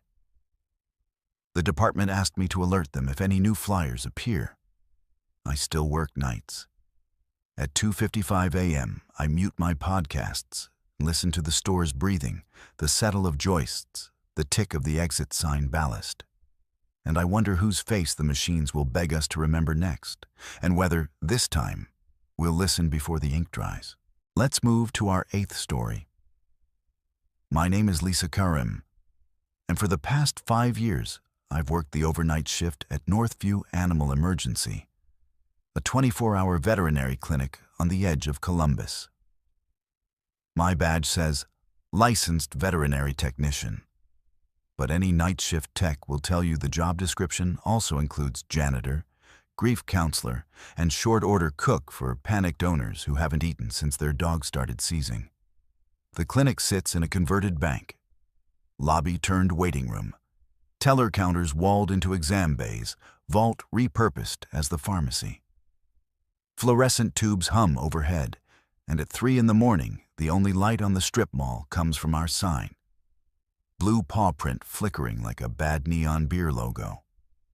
The oddity began on the 2nd of March, a Wednesday, though I didn't recognize the pattern until later. At 3:33 a.m., a time I remember because I had just entered vitals for a hit-by-car Labrador, the building shuddered as if someone slammed the back door. All 6 hospitalized patients woke simultaneously. Monty, a 12-year-old golden retriever with hemangiosarcoma, jerked upright, IV lines taut. Patches the calico hissed and flattened against her oxygen cage. Even the sedated iguana recovering from tail amputation thrashed under his warming pad. Heart rate monitors spiked, alarms chirped, and for 10 chaotic minutes, I raced room to room silencing equipment. Nothing on the exterior cameras showed movement. I blamed a pressure change from the HVAC cycling. 2 nights later, again at precisely 3:33, I felt the same subaudible boom reverberate through the floor. Every boarding kennel erupted, dogs barking, cats yowling, one ferret on fluid therapy chattering his teeth so hard the e-collar rattled. I checked the weather radar. Clear. I texted our facilities manager, Owen, asking if the strip mall roof work scheduled for next week had started early. He replied with a thumbs-down emoji at 3:40 and wrote, "Roofers don't work nights, Lisa. Go to bed." I wished I could. On Sunday, 6th March, we were near capacity. 15 inpatients, plus 6 critical ER cases. Dr. Selkirk, the only overnight veterinarian, ordered blood gases while I placed central lines. At 3:33, the power flickered but held, and every animal looked toward the east wall, the side that used to be the bank's drive-through. Not random, startled glances. Each head pivoted in unison, eyes tracking something invisible moving past the glass block windows. The monitors blipped higher again. Sinus tachycardia across species, as though a starter pistol had fired only they could hear. When the moment passed, Monty collapsed, breathing ragged. We lost him 20 minutes later despite vasopressors and chest compressions. Owners arrived sobbing at 5 a.m. I lied that his decline had been gradual. Telling them their beloved dog panicked at an invisible cue moments before death felt cruel and clinically useless. Monday was my scheduled off day, but I spent it pulling old incident reports. Northview's software keeps every patient log since opening in 2014. I searched keywords. After-hours agitation, unexplained noise, 0333, and found 32 entries. Each described simultaneous patient distress between 3:30 and 3:35, clusters occurring every March for the past 7 years. Most notes attributed it to electrical surge, trash pickup, or simply left blank. No follow-ups, no preventive actions. That evening, I arrived early and cornered Owen as he replaced an outlet in surgery. "Does the clinic draw extra power at night in March?" He laughed. "Grid load is lower overnight, not higher." "What about generators testing? HVAC cycling?" "Monthly generator test is noon on the 1st. HVAC logs don't show spikes." He stopped, screwdriver clenched. "Why?" I told him the animals' synchronized freakouts. Owen, a pragmatist whose hobbies include ham radio contests and rebuilding carburetors, surprised me by nodding slowly. "I used to manage a PetSmart. Their adoption cats would howl around 3:30 in early spring. Staff joked about ghosts. We blamed delivery trucks." "Delivery trucks don't glide soundlessly past sealed oxygen cages." "That Wednesday, 9th March, I prepared. Before shift, I bought a dozen digital thermometers, the cheap kind with 10-second readouts. At 3 a.m., I taped one to every room's tile floor, bulbs flush against grout. I also placed a seismograph app on my phone, calibrated to register vibrations above 0.5 millimeters per second. At 3:33, the clinic chilled. Thermostat still reading 74 degrees Fahrenheit, yet a cold front seemed to ripple through the halls. All thermometers dropped from 73 degrees Fahrenheit to 68 degrees Fahrenheit within 30 seconds. The seismograph spiked, then flatlined. Animals reacted worse than ever. A post-operative mastiff dislodged her chest tube thrashing. Arterial blood painted the kennel door. While Dr. Selkirk scrubbed in for an emergency thoracotomy, I hustled to stabilize the airway and replace suction canisters. Amid the chaos, a visiting fourth-year vet student, Jana, shouted that the iguana's heart monitor had stopped. Reptiles are hardy post-op, but his trace was a flat line. After 15 minutes of ineffective CPR, we pronounced him. Cause: unexplained sudden cardiac arrest. Later, mopping diluted iodine from my shoes, I caught Jana staring at the east wall. "Did you see something?" I asked. "I thought I heard children laughing," she whispered. "Must have been the oxygen concentrator." We have no pediatric cases, of course, and the concentrator wheezes like a jet engine, not a laugh. On 11th March, Dr. Conway, medical director, reviewed security footage after our shift summary mentioned possible structural vibration. Cameras showed nothing unusual except a faint distortion at 3:33, frames bending as if heat shimmer past. Conway dismissed it as compression artifact and banned any further discussion that might unsettle clients. He instructed us to log patient disturbances under environmental stressor unknown. I decided if administration wouldn't investigate, I would. The old bank's blueprint stores in a binder under reception. Studying it after hours, I noticed an unlabeled void behind the east wall, 4 feet wide, running the length of the building between the exam rooms and the strip mall's shared masonry. According to county permits, it served as a ventilation plenum for the drive-through teller area, sealed when the bank closed. Access point: a narrow utility hatch behind the kennel washer, screwed shut and painted over. Sunday, 13th March, I brought my cordless driver. At 1 a.m., Kevin, night kennel attendant and part-time EMT, helped me move racks of detergent. Removing the hatch released stale air tinged with mildew and antiseptic, like forgotten hospital corridors. We aimed flashlights into the crawlspace. Metal conduit snaked along cinder block. Dust carpeted the concrete. and scattered across the corridor lay dozens of plastic ID tags, the kind we snap onto pet carriers, each stamped with a date and patient name. All dates fell between the 12th and 18th of March. Different years, always this same week. Many tags bore red stickers indicating DNR, or guarded prognosis. Some names I recognized. Monty, the golden we lost. Hamlet, a Persian euthanized last year. Daisy, a terrier that coded in recovery 2 years back. Kevin knelt, paled. These should be in medical waste. Farther in, we found thermistors wired to a metal box the size of a lunch cooler. No manufacturer label, only rotary dials set to 333 and a dead 9-volt battery. I felt a low hum through the box's casing, though it wasn't connected to power. My phone's seismograph app went wild, vibrations spiking though I sensed none underfoot. I unscrewed the lid.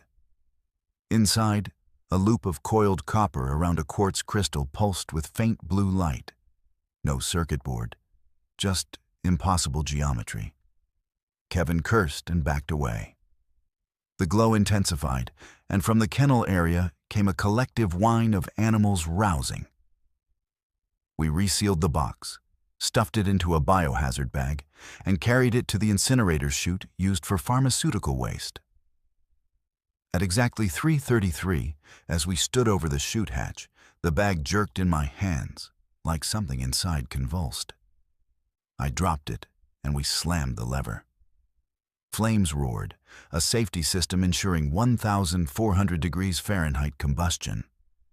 Yet a cold gust swept the hallway, extinguishing overhead fluorescent bulbs in a wave heading back toward the treatment floor.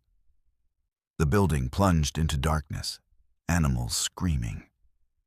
Emergency lights kicked on 30 seconds later. Printer paper fluttered across reception, though no doors were open. In the ward, cages hung ajar even where latches require thumbs. Patients cowered at the rear of kennels, eyes dilated, but vitals steady. No code blues, thank God. Only the corpse freezer alarm chirped, temperature rising. Inside, the iguana's body bag lay split, zipper teeth sheared. The carcass was gone. Dr. Conway arrived at 5:20 after we paged him about facility power anomalies. He dismissed the incinerator story, nothing unusual in its ashpan, and lectured on professional boundaries. We received incident write-ups for unauthorized access and destruction of unknown property. That night, I wasn't scheduled, but drove by on my dinner break from a day clinic locum shift. From the street, I saw animals pressed to the glass of every window. Cats, dogs, a rescued owl, all staring eastward. My phone clock read 3:32. I pulled into the lot, engine idling. At 3:33, all heads pivoted toward me, unblinking, as if the windows became two-way mirrors. The blue paw print sign flickered off. Clinic plunged into silhouette. Then, shapeless but denser than darkness, something slid between me and the building. My headlights refracted like through water. The shape moved east beyond the strip mall canopy and vanished. The paw sign relit. In the morning, Kevin texted a photo. The iguana had reappeared in surgery, perched on the autoclave, eyes open though tissues mummified. Around its neck hung an ID tag reading, "New patient, March 14th, 2022. Status, observe." No one admitted it to the computer. 2 days later, Conway transferred me to day shift, pending fit-for-duty evaluation. Kevin quit outright. Jana returned to campus, leaving a note that said only, "The vault is not empty." I drive past Northview some nights, and at 3:33, the paw sign always flickers, as if something inside still calibrates itself to that perfect sliver of early morning time. I haven't reported any of this to the State Veterinary Board. Licensing bodies don't like supernatural anecdotes. Instead, I've mailed copies of the flyers, Yes, flyers, from the print shop downtown that suddenly began appearing in our clinic lobby after hours. Silhouettes of cats and dogs, captioned, "If you saw them, say something now." The listed number rings once, then plays overlapping barks, meows, and what might be a child laughing. I still keep one thermistor in my purse. Every night at 3:33, wherever I am, it drops 5 degrees and then warms back to normal. When that happens, I whisper the names on those ID tags, hoping acknowledgement is enough.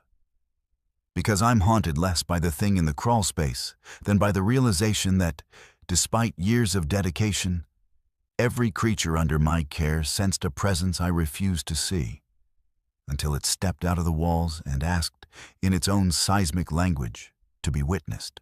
Let's move to our 9th story. My name is Chris, and for 3 years, I worked the night audit shift at the Riverside Motel, a 2-story budget property off Interstate 84, where truckers, traveling sales reps, and weary motorists paid cash for a clean bed and a hot shower. Night audit ran 11 p.m. to 7 a.m., and the job covered everything from late check-ins to balancing the day's receipts. While being the only employee awake in a building with 43 rooms and whatever memories they held. The Riverside opened in 1987, back when the bypass promised endless traffic, and the surrounding strip still boasted 3 gas stations and a family diner.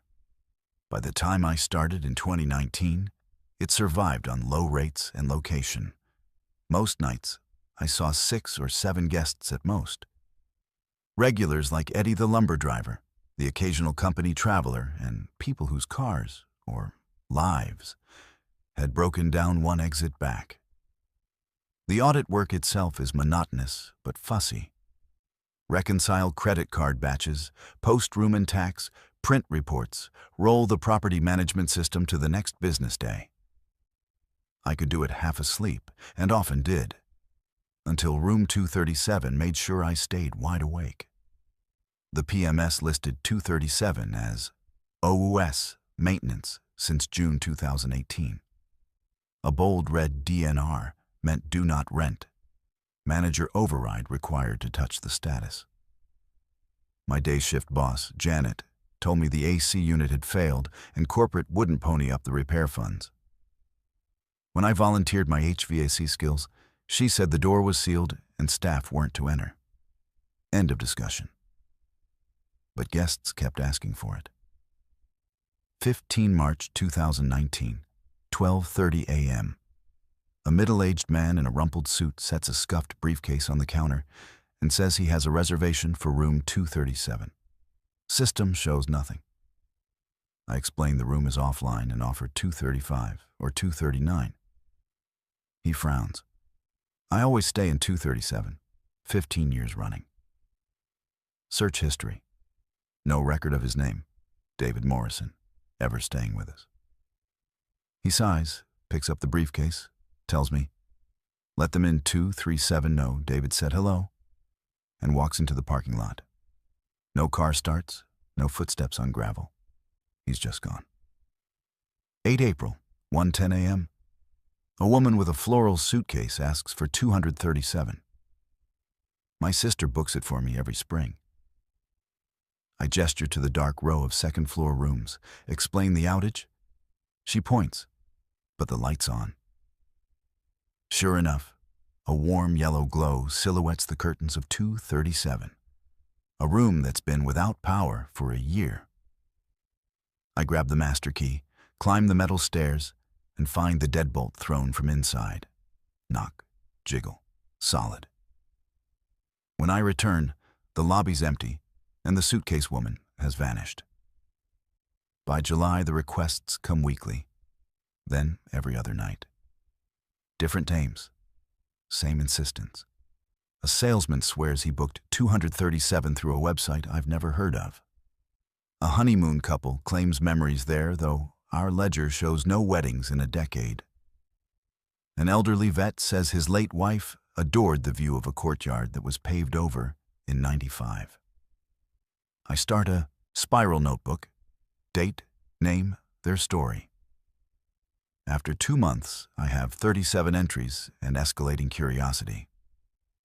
17th August, Saturday night, few check-ins, relief manager on duty day shift only. I decide to see the forbidden room. At 2 a.m., I pocket the master, grab a flashlight, and head upstairs. Door looks normal. Beige paint, brass numbers. I knock. Silence. Key slides in.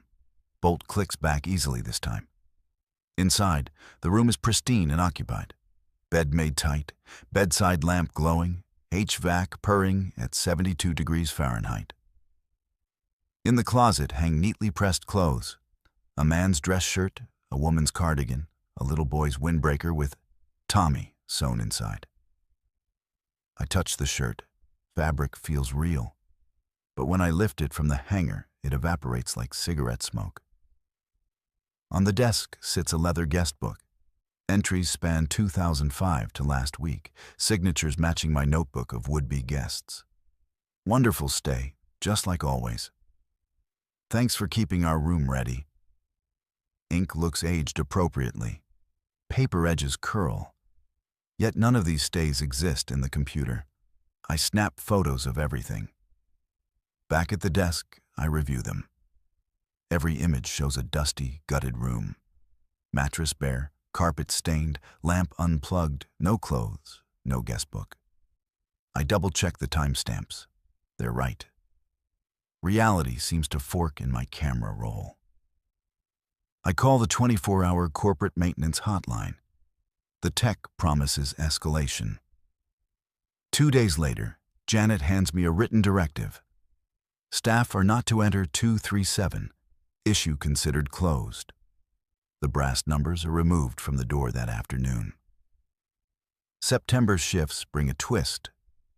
People now approach the desk not to check in, but to check out of 237, laying a vintage room key, brass fob stamped 237, on the counter. It's our pre-2008 style, phased out when we went electronic. System still shows the room O's. I lock the key in my drawer. It disappears, only to be returned by another departing guest nights later. Wear patterns identical, but never worsening. My breaking point arrives October 3rd, 3:17 a.m. Printer spits an arrival slip, auto-generated PMS form, for guest David Morrison, room 237, folio prepaid cash. The PMS won't even allow 237 to populate, yet the slip sits warm on the tray. I walk to the doorless room. A faint TV glow strobes behind the curtains. In the lot below, I see Morrison's silhouette waving up at the balcony before fading from the sodium light like dust in wind. Promotion to assistant manager in November moves me to days. My replacement, Ashley, lasts 3 weeks. She reports hearing late-night voices in 237 and seeing shadowed figures moving behind curtain glass. Janet answers by painting over the doorframe entirely. No knob, no hinges, just continuous siding. A month ago, I drove past on my way home from a wedding. Midnight drizzle, vacancy sign glowing. I parked under a dead lamppost and looked up. The featureless wall where 237's door once existed shimmered with a soft interior, light, as though the wall itself had thinned. In that glow stood silhouettes. A man holding a briefcase, a woman clutching a floral bag, a child in a windbreaker.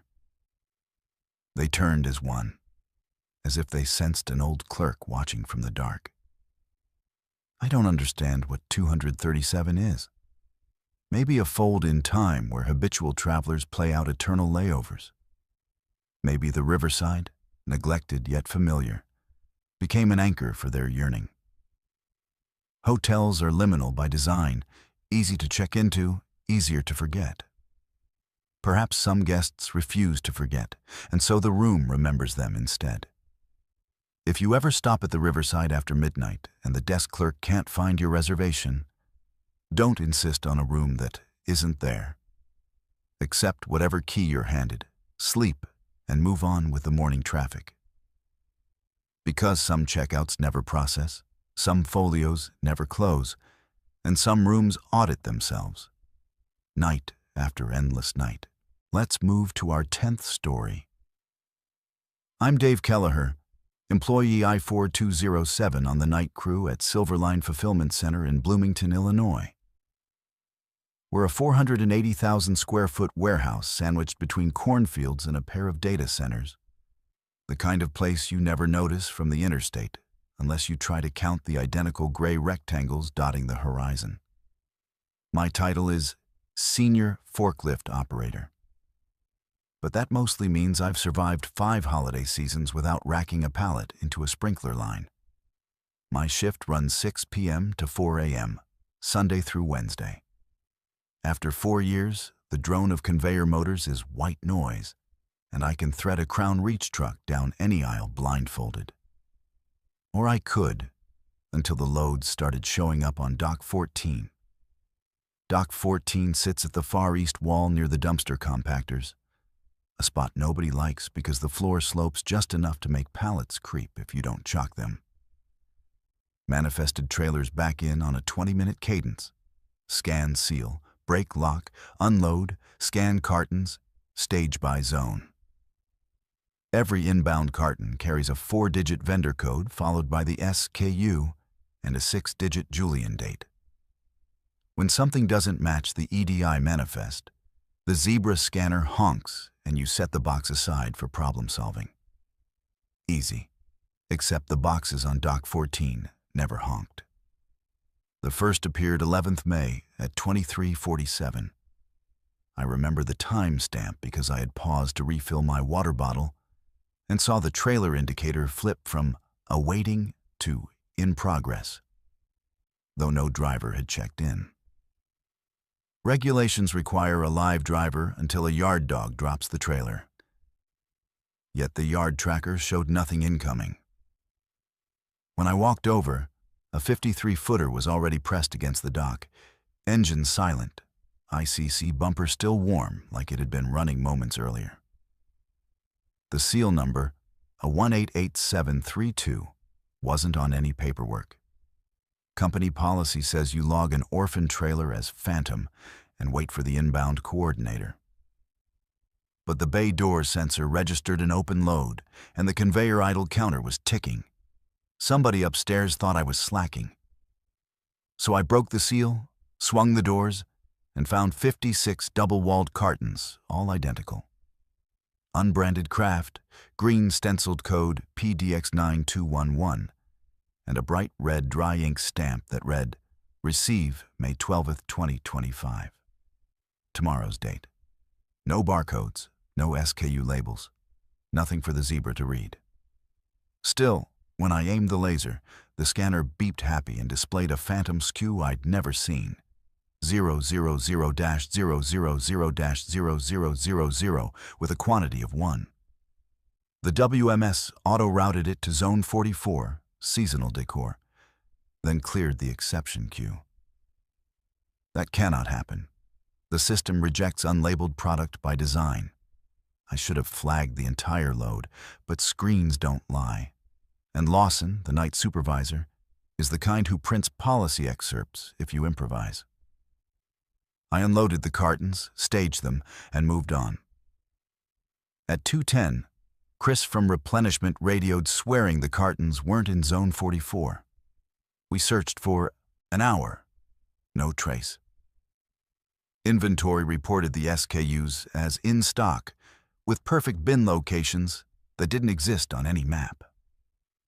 Lawson chalked it up to a database sync glitch and told us to drop it.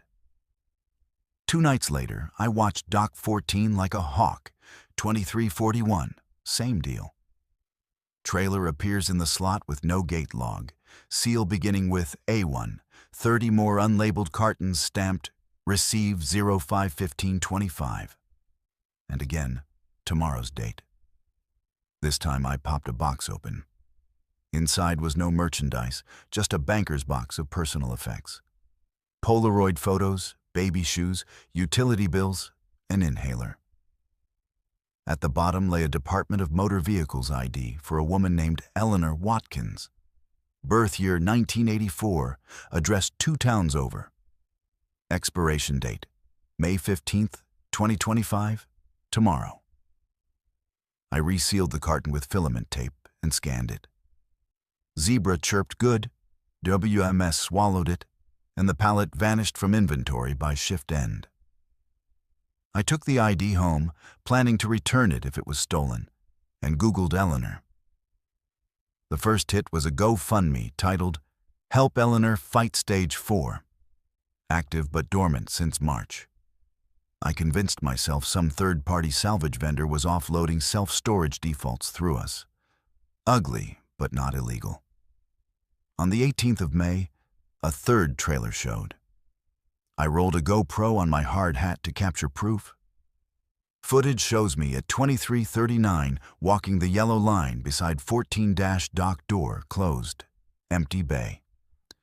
I leaned to scan a pallet tag on 13, turned back, and the trailer is there. Engine off, reverse lights still glowing. Playback reveals one dropped frame between the 2 states. Less than 1/10 second. Audio registers a single pop like static discharge. That's all. These cartons bore Receive 05-19-25. Inside, framed diplomas, a Purple Heart, 3 kids' report cards, a folded flag, and a letter from Veterans Affairs addressed to Harold Conklin, dated May 19th of this year, again the following day. I photographed the letter's header. The file corrupted itself, graying out the words after capture. By now, sleep came hard. I'd wake at noon to find household items outside my apartment door. A pair of toddler overalls, a 1997 tax return, somebody's wedding RSVP. Each bore a sticky note stamped "sorted." I dumped them in a Rubbermaid tub and quit reading. Corporate loss prevention arrived 26th May. 2 men, identical haircuts, each carrying a Pelican case and no surnames on their badges, just asset control. We cued surveillance, but every relevant clip froze in those same micro-missing frames. The agents interviewed me under the mezzanine mezz. What names were on the boxes? Did I remove any items? Did I tell anyone else? Their last question, "Have you checked tomorrow's obituary list?" was delivered in a tone that suggested they already had. I had not, so I did after they left. Local news listed 3 death notices for May 27th.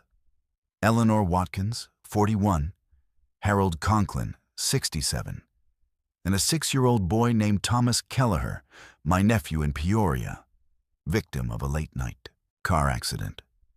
His belongings: toddler overalls with grass stains, missing since my sister's garage sale, the ones stacked outside my door.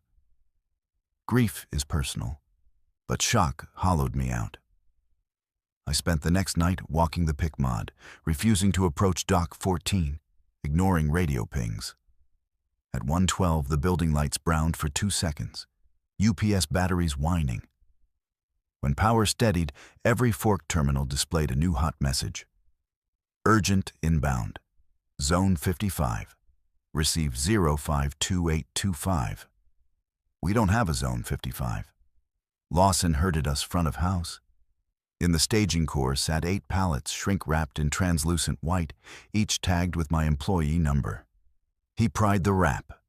Inside were plastic totes bearing my handwriting, college notebooks, ticket stubs, the quartz wristwatch my father gave me when I graduated trade school. On the lid of the top tote, red ink stamped like the others. Receive 05-2025. I lost it, screaming that I hadn't packed these, that someone broke into my apartment. HR drug tested me on the spot, found nothing. Footage showed me earlier that shift loading the totes onto a pallet alone. I have no memory of doing so. I resigned effective immediately, but when I tried to badge out the front gate, security said my credential already read separated with a timestamp of tomorrow morning. Badge photo grayed out, name field blank. At home before dawn, I threw every tote into my trunk and drove 6 counties west, stopping at a quarry I visited as a kid. I rolled the totes into the drink, watched them sink, felt nothing but bone-deep fatigue. My phone buzzed. Unknown number. Delivered May 28th, 2025, 4:16 a.m. I hurled the phone after the bins and drove to a motel, sleeping 12 dreamless hours. Next evening, I returned to the quarry for whatever closure water might offer. On the gravel shoulder sat 8 dry totes, wrap intact, labels pristine. Pickup slip tucked under the lid. Thank you for your service, David Kelleher. Account closed. My name, not Dave. Not employee code. Full legal with middle initial. The slip carried the Silverline logo. Printed tomorrow's date. I haven't been back to the fulfillment center. After HR processed my exit, dated May 28th, 2025, though I quit the night before, the company courier left a final envelope at my door. Inside, a severance check for exactly the amount my parents' life insurance policies paid for their funeral costs 20 years earlier, and a single line typed beneath, balance zeroed. The totes occupy my rented storage unit now. I've tried burning one. The melted plastic reformed overnight, contents unharmed. I mailed another to a cousin in Oregon. Tracking shows in transit arrives May 25th, cycling endlessly. The quarry load remains stacked in my living room, labels facing the door like they're queued for departure. Sometimes, near midnight, I hear the familiar double beep of a handheld scanner from the hallway and the hydraulic sigh of a pallet. Jack, though I live on the 3rd floor with no freight elevator. My mailbox fills with packing slips dated the following day, each showing quantities received. Memories, various, total 1. I don't know who is shipping these lives, or why tomorrow is always the destination. Maybe Silverline struck a logistics deal with whatever ledger balances the living and the soon-to-be-gone, and Dock 14 was the crossover point. Maybe loss prevention agents weren't safeguarding assets, but escorting them to an inventory beyond forklifts and barcodes. I only know the system never loses track. Every item finds its bin, every bin its slot, every slot its timestamp. And if you stand alone on a silent dock after hours, barcode scanner in hand, and a trailer materializes where nothing was a blink before, don't break the seal. Walk away. Let manifest and memory sort themselves. Because once the system decides your cargo, it will package your whole life, label it with tomorrow's date, and move you to a location no map can find. Perfectly scanned, forever accounted for. Let's move to our 11th story. My name is Eddie Salazar, employee number 3096 of Allied Protective Services. And last Thursday was supposed to be my final overnight shift at the Crestwood Galleria, the suburban Illinois mall that opened in 1978 with fountains, brass railings, and the promise of endless shopping Saturdays. By the time I signed the logbook 6 years ago, more storefronts were gated than glowing. Anchor tenants pulled out one by one, the food court ceiling leaked brown rings after every storm, and teenagers treated the cavernous corridors like a zombie apocalypse movie set. In April, county planners approved demolition and a mixed-use redevelopment. Contractors erected chain-link fencing, and my orders changed from discourage loitering to prevent trespass. Security coverage dwindled from 3 guards per night to just me, 10 p.m. to 6 a.m., through the last week before the wrecking balls arrived. I always parked by the old Sears Auto Bay because the light pole there still worked, and habit made me tap the hood twice in case raccoons were sheltering under the engine. My final shift fell on 17th July. Temperature 82 degrees Fahrenheit at sundown, cicadas droning. I keyed the employee entrance, disabled the lone alarm zone that still functioned, and walked the concourse with my maglite, even though every overhead fixture remained powered until utilities cut the feed. Empty benches, silent escalators, sun-bleached banners for events long past. Back to school blowout 2015. The hollow echo of my boots never bothered me until I realized I would never walk this route again. I signed the 2205 round in the notebook kept at guest services, now an island of dusty laminate. The previous line was mine from the night before. No one else had touched the pen in 23 hours. I flipped a second pad used when the mall still required 2 guards to initial separate zones. Blank since May. Feeling ceremonial, I wrote, "Final night. All clear, see you on the other side." At 22:17, the fire panel buzzer chirped once. Zone 54, North Wing, sprinkler flow. That wing had been dry piped for 2 years. The heads were physically severed after copper thieves stripped the risers. A software hiccup, I assumed, but protocol demanded inspection. I walked the north corridor past shuttered storefronts. Claire's, Radio Shack, a local vape shop that never paid its December rent. Halfway down, motion lights flicked on. Those were disabled last winter to save power. The bulbs hummed and brightened, revealing something impossible. The facade of a toy store, Riley's Wonderland, complete with primary colored letters and window displays of plush animals. Crestwood had a Riley's in the 80s. It shuttered before I was born. I remembered the logo from archival photos in the memorabilia display near the food court. I approached the gate expecting plywood, but gleaming glass and a fresh chrome roll-up greeted me. Through it, I saw shelves stacked with boxed board games and RC cars still in shrink wrap. Air smelled faintly of bubblegum and pine, the scent machines malls used in the Reagan years. I raised my maglite, and the beam reflected off spotless tile that should have been cracked concrete. The fire panel still showed sprinkler flow, but I heard no water. The silence felt as heavy as humidity before a storm. My radio crackled, channel idle for months. "Security, come in." Male voice, early 30s, upbeat. Nobody else had a handset. Maintenance surrendered theirs when layoffs hit. I pressed transmit. "This is Crestwood 1, identify." Static, then the same voice.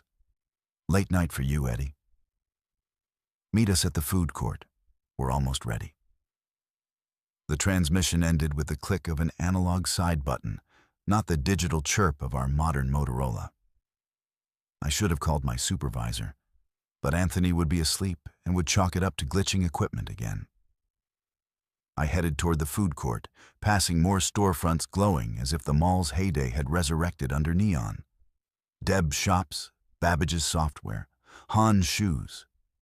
Each looked staffed, hangers straight, registers illuminated. Yet the gate locks remained engaged. The main rotunda opened like a stadium. Where plywood partitions had hid demolished kiosks, an ice cream stand now gleamed, spinning a chrome napkin dispenser under fluorescent bars. Fluorescent bars that were ripped out months ago. In the center, the dormant fountain spewed 3 arcs of water into a turquoise basin, its pump purring. That pump burned out in 2016. I helped maintenance remove it. Tables ringed the pool, every chair occupied. I counted maybe 80 people. Families with pretzel cups, mall walkers in sweatsuits, teenagers dangling shopping bags. The low hum of conversation bounced off skylights that should have been sprayed white to block UV damage. I froze at the balcony rail, unseen. Everyone below appeared period-specific. Hairstyles, clothes with old logos, camcorder cam, Zubaz pants, Foxtrot Records tees. A large banner unfurled from the ceiling, its fresh vinyl reading, Crestwood Grand Opening, July 18, 1978. Tomorrow's date, minus 45 years. A voice beside me. Thought you'd never make it. I spun, a guard in khaki shirt and brown slacks, security patch I'd only seen in decade-old photos, smiled and offered a cardboard drink carrier with 2 orange Julius cups. His nameplate read, M. Alvarez. Allied's records list Alvarez as the first guard Crestwood hired. He died in 1992, aneurysm during shift. I staggered back, words jammed in my throat. Alvarez didn't notice, gazing fondly at the crowd. Management wants one last sweep before doors open. Come on, rookie. He stepped toward the escalator, which gleamed chrome and rubber, not the corroded skeleton of last week. I followed, shoes somehow silent. At the base, a band played soft rock on a portable stage, keytar, tenor sax. Food court vendors bustled. Sparrow pizza steam curled upward. I smelled marinara and yeast, vivid as memories of skipping class senior year. Alvarez gestured to a corridor leading to Sears. Take the anchors, clock back in by 4. Opening ceremony starts at 10 sharp. I obeyed, legs mechanical. Halfway to Sears, I passed a young couple pinning coupons on a bulletin board, discussing whether to buy their child a stuffed koala. Their voices echoed with mild reverb, like tape playback. I realized no one had acknowledged my presence since Alvarez. I lifted my hand to an elderly man.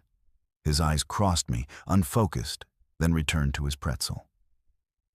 Sears' entrance loomed, bright white letters unyellowed by sun. Inside, escalators operated. Mannequins wore polyester suits. A red, white, and blue bunting banner. Gigantic bicentennial sale continues. That slogan ended in 1978 across most chains. A floor associate folded sweaters near men's sportswear. I approached within 3 feet. She didn't flinch. Her name tag, Emily, happy to help. Lips moved silently, no vocal cords engaged. Close up, I noted faint static around her outline, as if my eyesight pixelated. I waved, her form flickered, then resumed folding. My watch, digital Casio I bought online, displayed 12:00 blinking, battery symbol full, then empty, then full. I pulled the Motorola, screen dead. Panic rose. The mall's cell reception died months ago, but Wi-Fi still existed. Now the phone refused to turn on. Adrenaline cut through dream haze. I backed out of Sears, retracing steps toward the security office. Maybe my CRT camera feeds still showed real corridors. As I reached the Rotunda Bridge, the crowd froze mid-gesture. Fountain water hung in midair like glass. Music halted on a sustained sax note. Alvarez stood center stage holding a microphone connected to nothing. "Attention, shoppers," he said, voice booming through silent air. "Crestwood Galleria thanks you for 45 wonderful years." His eyes locked on me, even though I remained above on the balcony. We couldn't have done it without our dedicated staff. He extended an arm, inviting me down. The crowd turned heads in unison, their eyes hollow as mannequins. Still they held bags, pretzels, cups floating inches above halted trays. I bolted toward the service corridor behind K Jewelers, a route leading to my office and the exit stairwell. Fluorescent tubes here remained, as I remembered. Half dark, buzzing. The acoustics changed, my breathing echoed. At the office door, I keyed the lock. It resisted, then clicked. Inside, monitors glowed black and white. Cameras displayed the mall as it truly should be. Empty halls, dark storefronts, litter tumbling in HVAC drafts. On monitor 3, the food court rotunda lay deserted, fountain dry, tiles cracked. Relief hit until Alvarez stepped into frame, alone, looked up at the camera and mouthed, "Clock in." Motion lights died. My own reflection merged with his on the egg glass. I yanked open the filing cabinet, searching maintenance logs for anything. In the bottom drawer, rested a leather registration book identical to the one in 237 earlier. Embossed Crestwood Security. Inside, signatures and flowing script. Eddie S., July 18th, 2023, last round. Below, blank lines preceded dates progressing year by year, up to July 18th, 1978, looping again, every 12 months reversing. My signature had appeared before I wrote it. Hardware thudded against the office door.